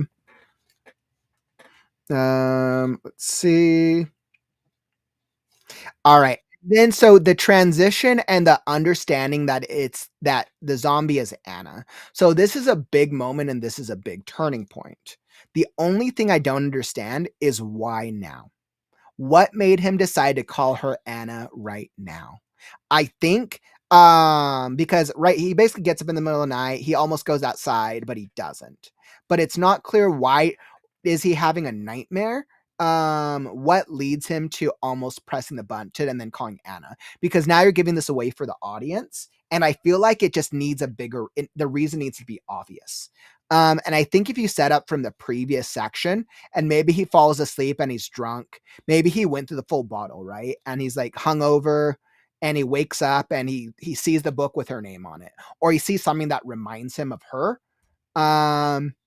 And he just like he can't stop himself anymore, and then that leads to it. So it would make this like shocking moment just better, because this is such a great moment, and it wasn't as impactful as it could be.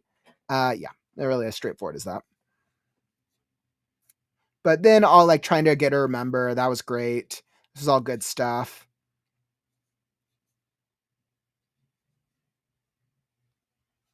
Right, and he's basically running out of stuff. This is all good. Yep, this is all good.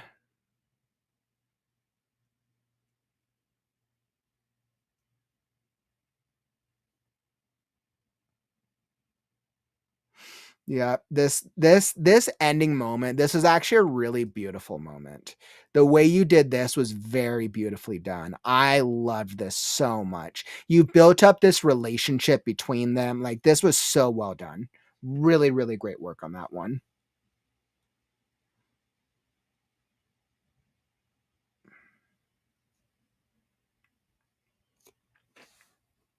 The only thing I didn't understand was this part. So I just didn't know I didn't know what was happening.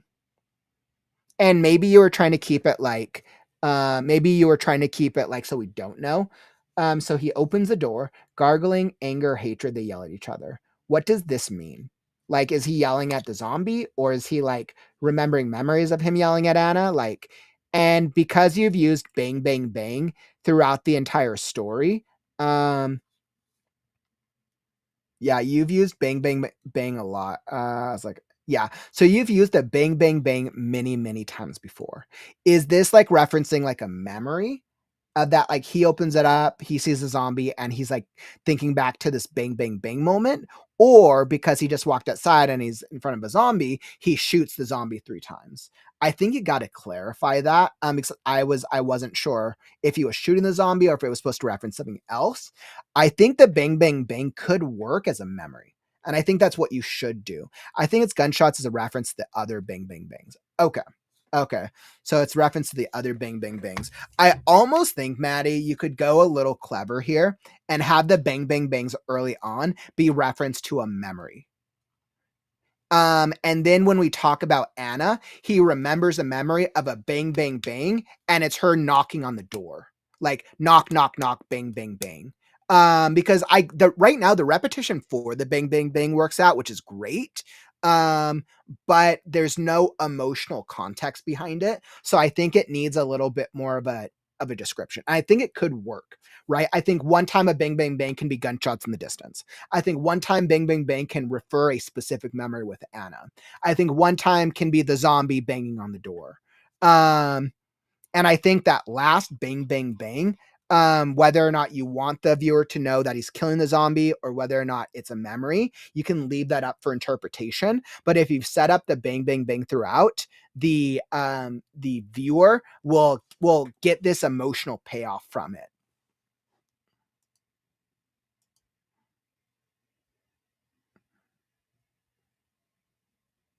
And then, right, so we don't actually see what happens, but we see the note, right?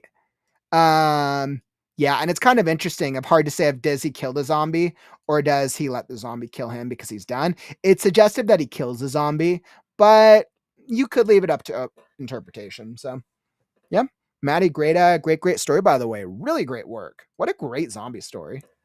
What a fun story, my friend. Thank you so much for submitting that. That was definitely a fun little read. Thank you, my friend. Oof, man, yeah, I always get like so like have so much fun with these zombie pieces. These zombie pieces are so much fun. Oof. All right. So welcome. By the way, Ashley, I saw you hop into the stream, saw a couple other faces. By the way, welcome to the stream. If you're just hopping into this or you're watching the replay, this is the Story and Critique Show where we read stories from writers in the community. This is our 43rd episode. I've read well over 200 stories. I basically do a live reading and a live critique to help you, the writers in the community, with your storytelling. I'm also an editor, and I'm also a book editor, and this is the free thing that I do for the community to help you out because we know how expensive the editing process can be. So my feedback tends to be, like you just saw, a mix of kind of like an alpha reading, developmental feedback, and ways to just help you, the writers, with just with your storytelling in general. And let's see, if you want to submit, I was like, where is, I was like, the one link I didn't save is the critique show submission link. That cracks me up. If you want to submit to get feedback on your story, I will drop the link here in the chat. So there's the submission link. If you want to submit for future to get feedback on your story, it basically gets added to the queue. And if we don't get today, it gets added on the next story and critique show. Perfect. Wanted to make sure I got it on all the places. So that's a critique stream. This is one of our most popular ones, by the way. I have so much fun on it. And let's see, Ashley. So I just dropped that link down in the YouTube description for you, Ashley. And yeah, so I just dropped it all in there. It's also linked down in the YouTube description as well, also in the chat now. And basically, all you have to do is you click on that link. It goes to a form. The form's just going to ask you some questions like the title, the genre, the author name. So that way I kind of have an idea of what the story is that I'm going into. I don't read any of the stories until I do the reading, because I really just like to keep myself fresh and it gives a better like reading experience. But yeah, you guys should definitely submit. I do, we accept all types of genres. As you guys saw, we just did, was that a horror, drama, thriller? I've done fantasy. I want to say we've done what? Fantasy, sci-fi, thriller, memoir, romance, mystery, children's. We've done some nonfiction before. We've done poetry. We do screenplays. We do graphic novels. Kind of done it all, because every medium has its own things about it. Storytelling at heart is the same, right? You still got to tell a story with a character that emotionally connects to your reader, whether it's a book, whether it's a screenplay, or whether it's a poem. You're still telling a story that has to create an emotional connection. So definitely highly, highly, highly recommend. Awesome. Awesome, awesome, awesome. So happy to be able to share that with y'all. Okay, so let's see. Who do we have queued up next? Let me go pull up here. And let's see. So we have where am I? All right, let's see. How are we doing on time? Okay, so we're at 4. All right, I can do another one. Let's hop into it. Yes, Matty, I've done comedy as well. I was like, I know there's some other ones. There's so many. Let's see. So it looks like we're going to be doing a Crown of Ash and Starlight. So it looks like we're going to be going into romantasy and urban fantasy next. Which I'm not surprised. It actually kind of lines up with their Faded Fantasy competition. And by the way, for those of you who are new to the community and just hopping in, next weekend is the Faded Fantasy competition. This is our big writing event where the 12 semifinalists are competing to win the top 2 spots of the Faded Fantasy competition. We have guest readers, we got games, we got live voting, and so much more. So that's going to be next weekend. It's going to be quite a huge event. I want to say it is 10 Pacific, starts at 10 Pacific, 10, 11, 12, 1 p.m. Eastern on Saturday and Sunday for both days of the event. It's going to be an incredible event. Absolutely incredible. So you guys make sure that you're subscribed so that way you get alerted when we go live next week, because the Faded Fantasy competition is going to be fire. And I know we have a lot of writers in the community who've submitted. We received so many submissions, and this is our next major writing event. We tend to host major holiday writing events once a season, and the Faded Fantasy, which is for fantasy and romance genres, which now it's fantasy/romance. Yeah, so that's the next one. That's next weekend, and definitely looking forward to it. Matty, you totally shouldn't be nervous throw up at all. You did a great job, my friend. You definitely did such a great job. Mango. Yeah, Mango, that's totally fine. If your story is 18 plus, that's absolutely fine. You can definitely submit it. Right now, the channel doesn't have any advertising or sponsors, so I don't really have to worry about that. And everybody who watches this are adults here, right? We're all adults. So 18 plus is fine. The only thing that I probably can't show on the stream is anything that's like spicy or sexual in nature. So if it's like if it's coordinates what open door Open door is when it's sex scenes. I forgot. Open or closed door. I forgot which one's which. But essentially, if it's like a spicy scene, sex scene, that's probably the only one that I probably wouldn't show on screen. If you do like some light, like level 1 spicy, I can probably do that. But I think that's the only one, just so that way we can kind of keep it as accessible to everyone as possible, right? Because I don't want to be reading like a spicy like sex scene in one reading and then the next one be like a children's story. That's kind of like a weird, that's just kind of a weird combo. So I think that's the only one that I don't ride. There's a scene with abuse. Okay. Well, Mango, what I would say is I would say give a trigger warning. I would definitely say give a trigger warning. There's a space in the submission form if you want to let me know anything else. So just let me know there's a trigger warning, and what things we should be aware of. And yeah, that would be my recommendation. And that way you're like, hey, this whole thing is a trigger warning. It's about abuse. It's really tough stuff. We've actually done stuff like that before. I want to say that I did a screenplay a while back. And yeah, we've definitely done things like that where it's definitely a little darker in nature. And of course, these are really good stories to tell because they spark the conversations that need to be had they just spark really great conversations. Those types of stories are a little more difficult to navigate, but we can definitely tackle them on the stream. Absolutely. I always just like to give trigger warnings. That way, if people are hopping into the stream or watching on the replay, they kind of know what to expect from the story. That's the biggest thing. Exactly, right? And for things that are like non-spicy, we actually do, Courtney's right. We have a place in the Discord where you can upload all the spicy content to your heart's desire. Yeah, the Discord is definitely the place. Discord is definitely the place to be if you are if you want to kind of be more involved in the community or you just kind of want to talk with the other writers in the community. Let's see. I want to say, I was like, our Discord. I know our Discord is linked down in the YouTube description down below. And I will also throw up another invite. Yeah.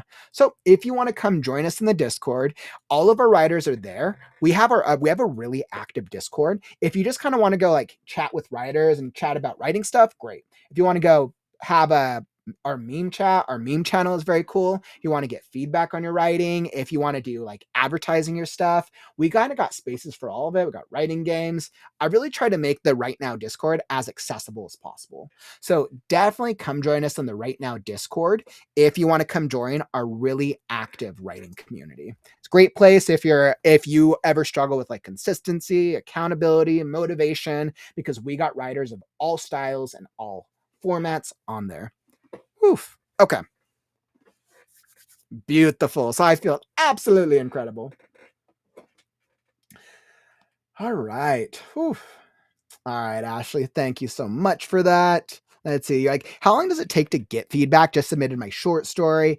Absolutely. And Courtney, thank you for sharing that. Yeah. So basically, when you submit your story, it gets added to the queue. Now I am a little backed up on stories, like I'll admit, because I missed a few weeks, so I am a little backed up on stories. But if it doesn't get read today, it just gets re-queued up for the next story and critique show. I send out emails regardless, so that way you kind of know what to expect, whether it gets read today or it gets pushed to the next one. The next story and critique show is Saturday, June 14th. So the critique streams currently in 2025 is bi-weekly. So we do them twice a month. Absolutely. And yeah, so that's what we got. Okay. So on that note, let's hop into the next story. And like I said, we're hopping into a romantasy. Ooh, I'm excited. So we're going to hop into romantasy next, and let's see what we got.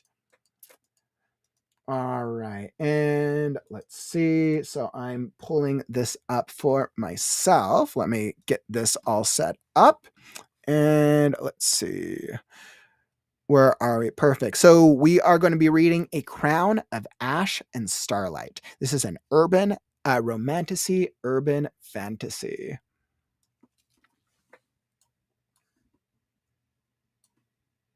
All right, and I'm just queuing this up.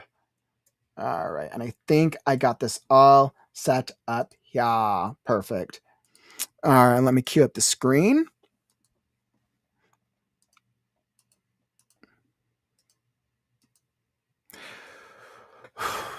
All right, and on to the next one. Make sure I don't mess up my audio. All right.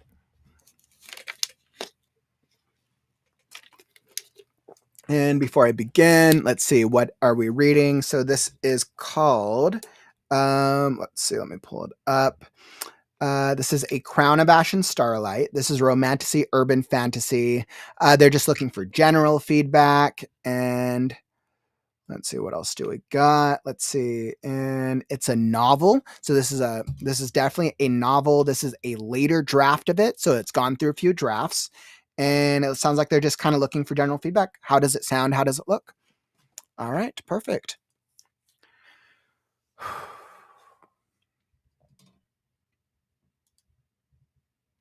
A Crown of Ash and Starlight, a romantasy urban fantasy by author Christina Whisler. My heart hammered against my ribs as I huddled in. The shadows, the storm drain's damp walls offering little comfort. The distant rumble of thunder echoed through the tunnels, a warning in the darkness. Clutched tightly in my hands was the silver compass, the last remnant of mother I had left.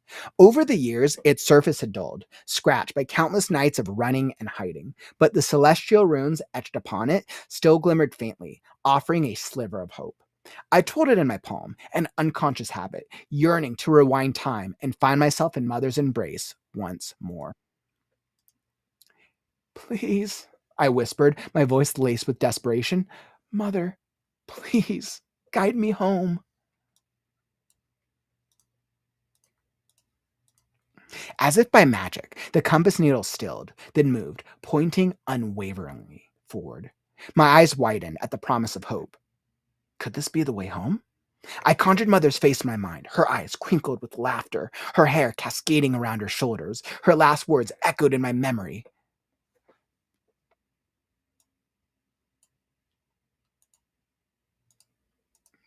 Follow the stars, my love. When all else fails, they will show you the way. But doubt crept in, a shadow in my heart, threatening to snatch away my newfound hope. Was this truly an answer to my prayers, or just a cruel trick of fate? The sound of my father's voice, strained with fear, cut through the relentless rain. Alara, if you can hear me, stay silent.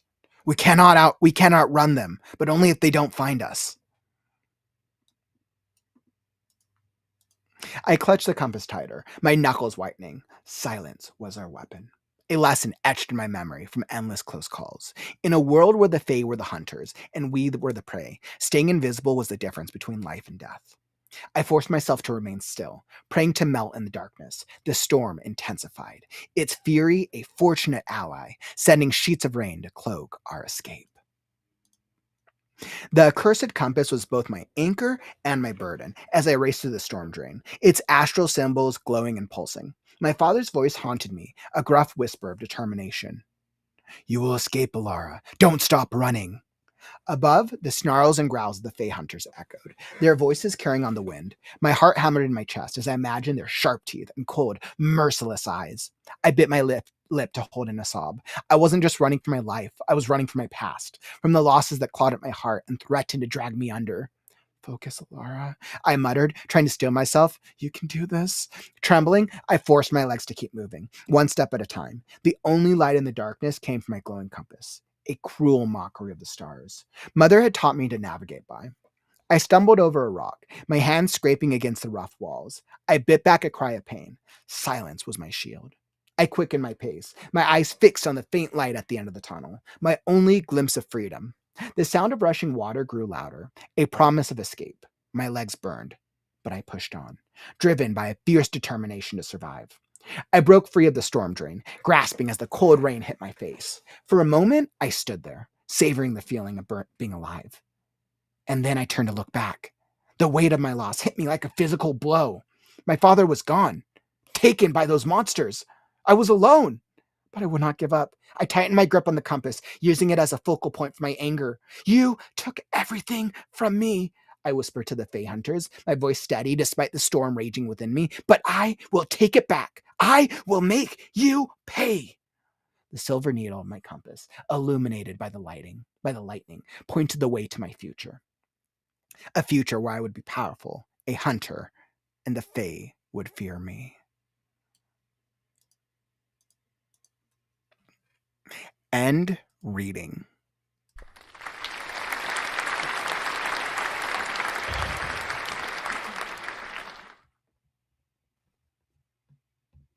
All right. Wow. Wow. Wow. Wow. Okay.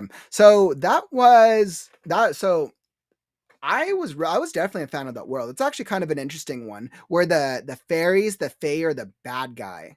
I actually think that's kind of a nice subversal. Now, granted, I don't read romantasy as much. I'm generally tend to go more epic fantasy and more bigger fantasy. But I don't. How often do we get the fairies and fae as the antagonist? I thought that was actually really interesting and really well done. I think I feel like you have a good grasp of your world, and I feel like the world building is actually part of the strongest of this. And granted, this is a prologue, so remember, prologues is before the story even starts. The story technically hasn't even started yet. So this is a prologue. I think the dialogue did work for me. I feel like the dialogue was kind of like you didn't do too much of it, but I think it did resonate with me where the dialogue was. I think the pacing worked. I think could just do from kind of editing down a little bit. I feel like the story is in a good place right now. It's probably ready for like somebody to go through it with a round of editing, in all honesty, and just kind of increasing some of the pacing bits, but everything makes sense. I felt like it was super clear. I got the sense of our main character is running. You had some really nice imagery. You had some really great imagery.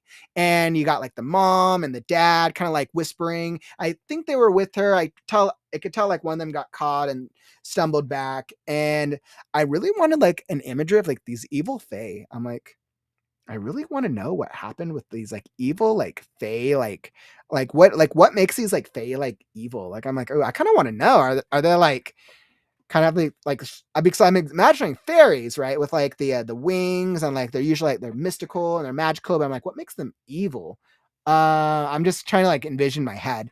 So there's definitely a couple things I would like from it, but once again, this is a prologue, so this is the early part of it. And Mango, great question. So it looks like this has gone through a couple drafts. This has definitely gone through a couple drafts before, and I can tell they've definitely gone through with some revision.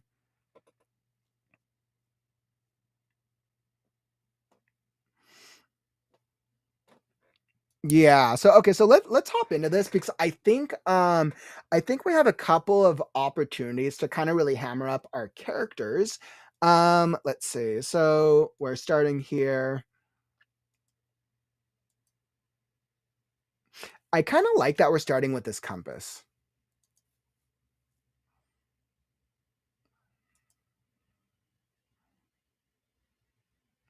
I thought this was actually a really special moment. I was definitely a huge fan. I was definitely a huge fan. And yeah, Mango, that's a great call. Hammered in chest was used twice. Yeah, you're like, so you would just want to find like another alternative for if it's hammered again, just so word variety. But I did really like this opening bit. I thought that was good. It doesn't really give us any character development for our main character. I mean, it's kind of touching about how she like misses her mom, which is cool. Mother, please guide me home. And I think this is good. So I think that is kind of makes it that our main character is young. I think it means that our main character is young. And she's basically being guided through this silver compass, which is interesting.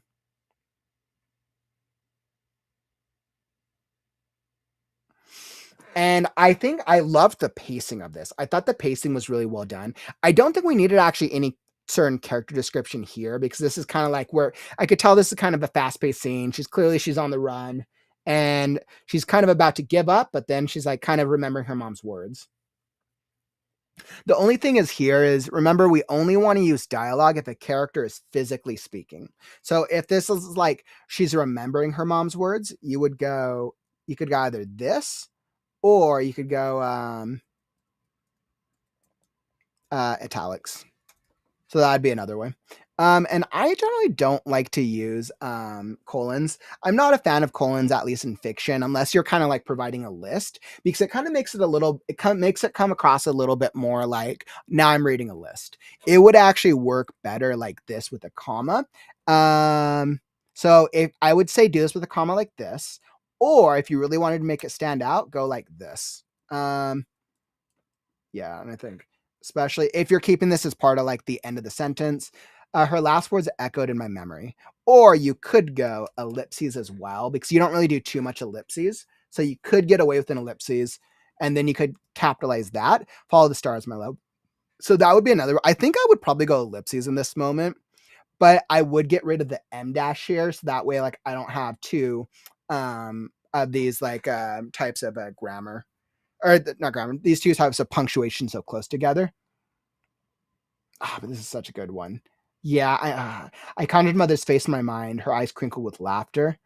That's actually kind of a good use of the M dash. Yeah, okay, I would go here. I think I would probably do this then.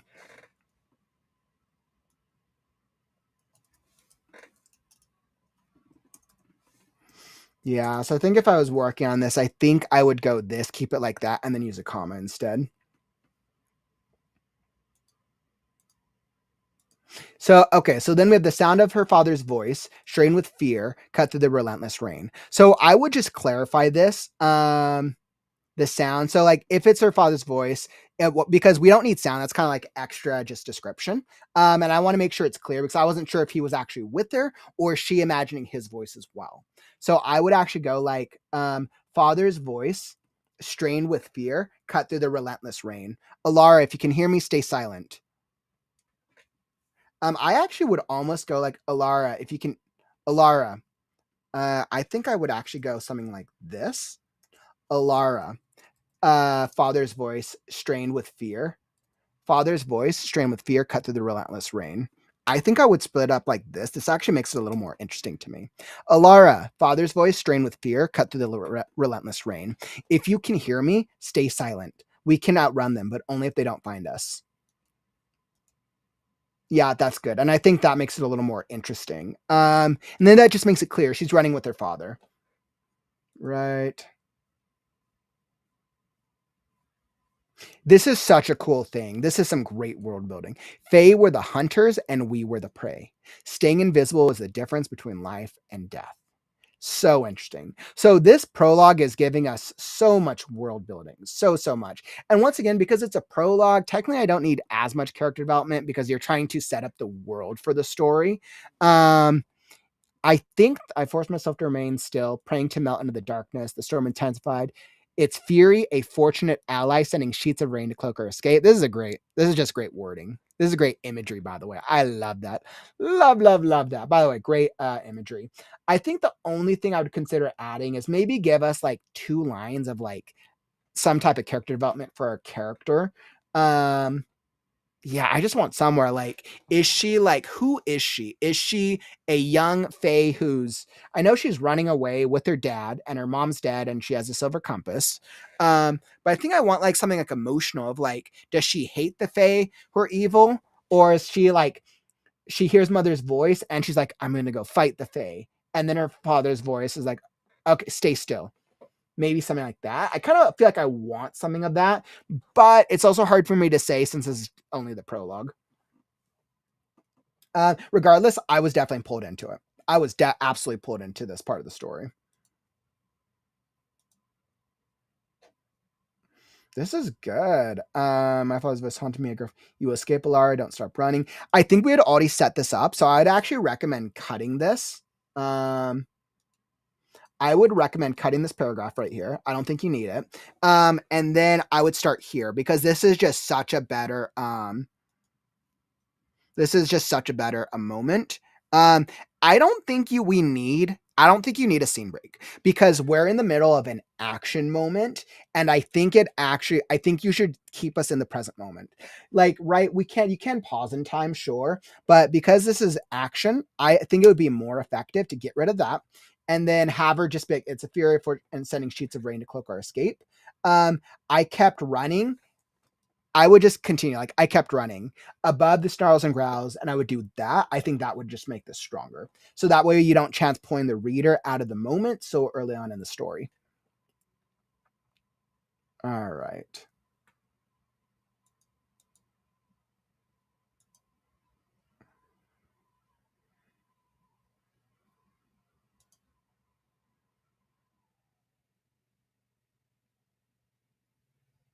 Yeah. So, and I think the rest of this was pretty good. I don't think I had any other comments. The sound of rushing water.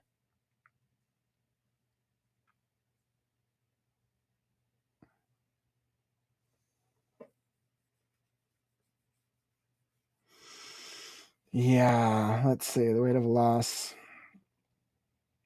And this is a good moment. So when she loses her father.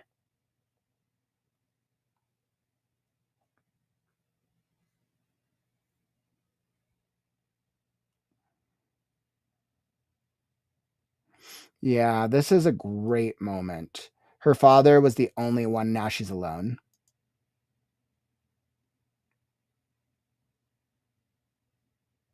This is good. So this is a good moment.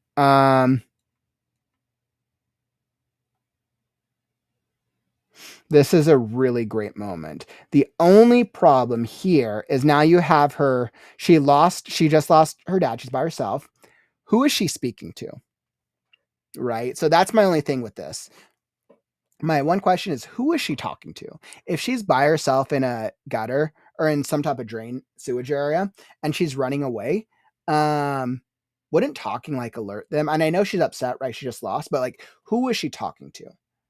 Like, I get why you want to do this, but I would recommend like changing this to interiority, because it just doesn't make sense, right? Unless she's talking to somebody.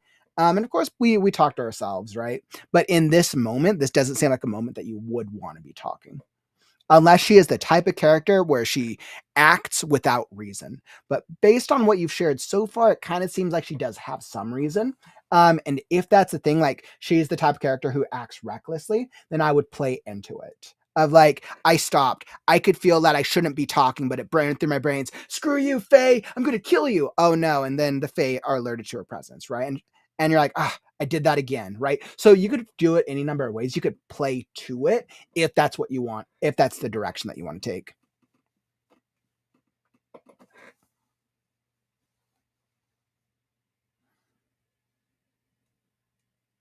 But I mean, I did like this ending. This was a great ending. Once again, you had a really great way of ending each of these sections. The silver needle of my compass, illuminated by the lightning, pointed the way to my future. A future where I would be powerful, a hunter, and the Fae would fear me.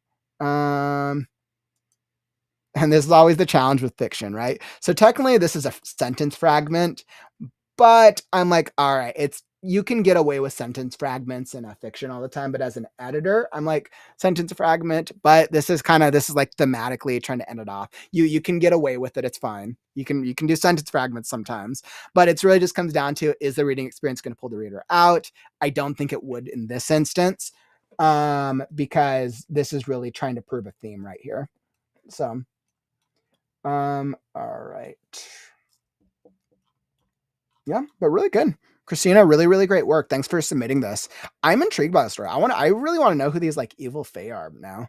I'm like, ooh, because I love it. And especially, I mean, you guys know in my story in Scarecrow, I'm clearly one of my main characters is a pixie.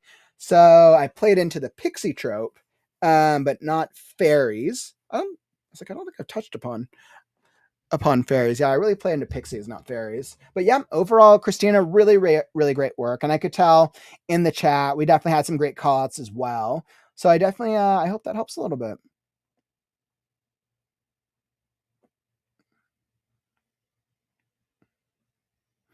Awesome. Let's see. And let's see. So I'm just catching up on the chat. And let's see, just join. Let's see. And so, yeah, I completely agree with all the feedback. I feel like we had some really, really great feedback from the chat. There's some really punchy lines. Yep. World building was good. Definitely a little bit more room for character development. And I think we were talking about so this is the prologue debate. I feel like in the community we have like a list of debates of which I know we touch on every single time. We need to get like a running list of all of like the debate topics that I know that we talk about consistently. Probably need to just make a video. That's probably what I need to do. I just need to make a video. Maybe I'll do it for one of our members only streams. But it's the prologue debate. So why do we use prologues? once again, this is the question. Why do we use prologues? So you want to ask yourself, right? A prologue is not part of your core story. Your core story starts at the beginning of chapter 1 and ends at the end of the last chapter.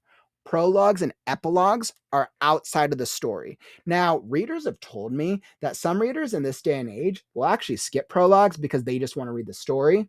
I personally think that's stupid for me personally, but it's only because I'm a completionist. I'm a completionist.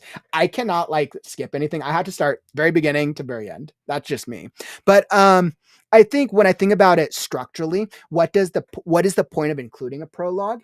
Is there information that the reader needs to know about the world, the story, or the character before they start on the beginning of the character's journey?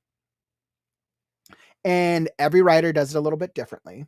I think one of the really great examples, one of my favorite series, The Wheel of Time. Um, the book itself is basically a hero's journey of characters in a village. Bad guys show up, get picked up by this magic witch people. They go on a journey to go find and kill a bad guy. And there's a prologue. The prologue scene is basically the main hero from many trillions of years before, basically the world, and basically goes crazy and kills everybody. The prologue was powerful because it was showing what type of world that the reader is going to be experiencing outside of the main story.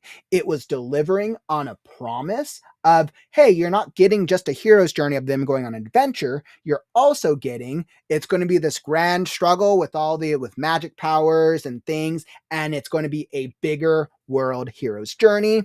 And that was important for Wheel of Time. Anybody who read Wheel of Time or saw the TV show, you would have a better understanding. You would get that. So we want to remember and ask ourselves, why do we do a prologue? Why do we do an epilogue? And then ask ourselves, is it truly necessary?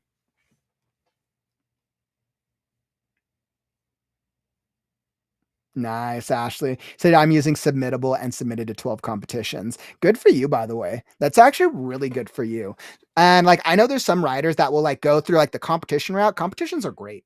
Signing up for competitions, trying to go for anthologies. It's a great way to challenge yourself as a writer because, right, they're shorter formats. So you're able to push yourself to try shorter form writing. And usually you will grow from it just from the act of doing it.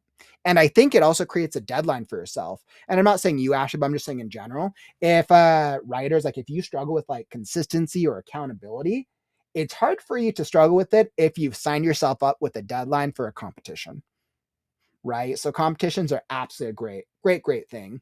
And definitely, not a competition entry fees. A lot of competitions do have entry fees. I understand why they have entry fees because there's so many there's so many logistics that go into a competition, and I think there's a certain structure for that and a certain framework. But I put myself in the writer's position. I'm like, okay, well, what if I submit to this competition, I don't make it? Now I've just paid money and I don't get value out of it. And I think that's stupid. But I think, yeah. And I mean, this is what it comes down to. If I'm paying money for something, I need to be getting some type of value. And if I'm paying money just to submit for the chance at value, I think that's kind of a stupid framework. Regardless, that's why the competitions that we've done so far in the WriteNow community. Last Halloween, we did the Freaky Friday competition, which was supernatural, horror, thriller, mystery, was free to enter. That's why the second competition, our Fated Fantasy competition for fantasy and romance, was also free to enter. It's going to be my goal to try to keep the competitions free. Usually it is my belief, just in content creation in general and just things in general. I believe that you should always have a free thing because not everybody wants to spend money. Not everybody's in a place to spend money. Some people are living paycheck to paycheck, and that's totally understandable. So I think there should always be a free thing that provides value. And then there is also a paid thing for people who are like, yeah, I have a little spending money and want to get an additional value proposition. So that's definitely my belief that there should be more than one option. That's kind of how I try to tackle things. I do try to I do. It is my goal to always keep the competitions, being able to keep a free option for the writers in our community. Because like I love trying to give writers more ways to get published, to get their stories out there, and to do the thing that we're all trying to do, which is publish our stories, have people read our work, and to share our stories. So I totally get that.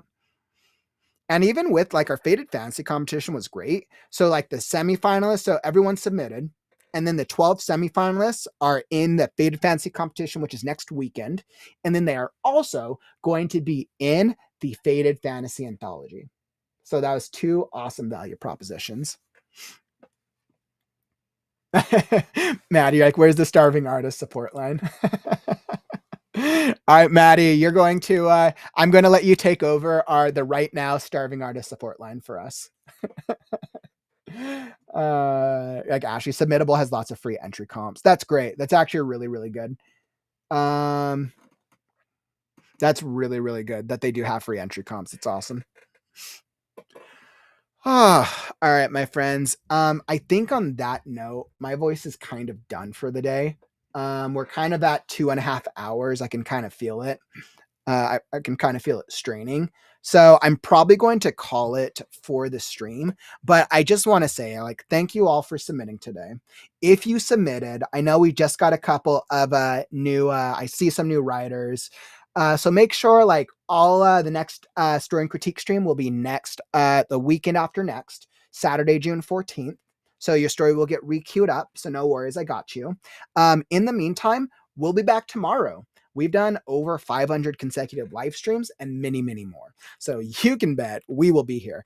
Mondays is our Right Now update stream. So make sure to come join us. I'm going to be having our team, the Oracles, who are putting together the Faded Fantasy competition. And we're going to be coming to you live to discuss what to expect for Faded Fantasy next weekend. You're going to actually be able to show up and participate in live voting. We're going to have the semifinalist stories are going to be read live by professional guest authors, and it's going to be a blast. It's going to be a blast. So definitely make sure to come join us. We'll have our update stream tomorrow, and we'll be talking about what to expect with the 5 to 6 days leading up to the Faded Fantasy competition. And if you're looking for something to watch next, go check out the Reading Sprints for Storytellers playlist. That is a playlist of all our story and critique show episodes. Like I said, 42, almost 200 stories linked down in the YouTube description down below. And most importantly, before you leave, if you enjoyed the stream, tap that like button on your way out. Help us show the algorithms that writing streams are cool. All right, my friends. Thank you all for joining me today. Matty, Mango, Ashley. I was like, make sure I go through all the comments. And I know I saw Courtney in there. Mass Toaster, as always. Pleasure having all you guys in here. And Nil, all the other faces who showed up. I appreciate you. Thank you for joining us. And hope you have a great rest of your day. I'll be back tomorrow. We'll have more Writing Sprint streams next week and much, much more to come. But unfortunately, that brings us to the end of the stream. Don't forget, words are wind, but stories are forever. I'm Kauffman, and I'll catch you on the morrow. Stay creative, writers. Right now. Right now. Right now. Right now. Right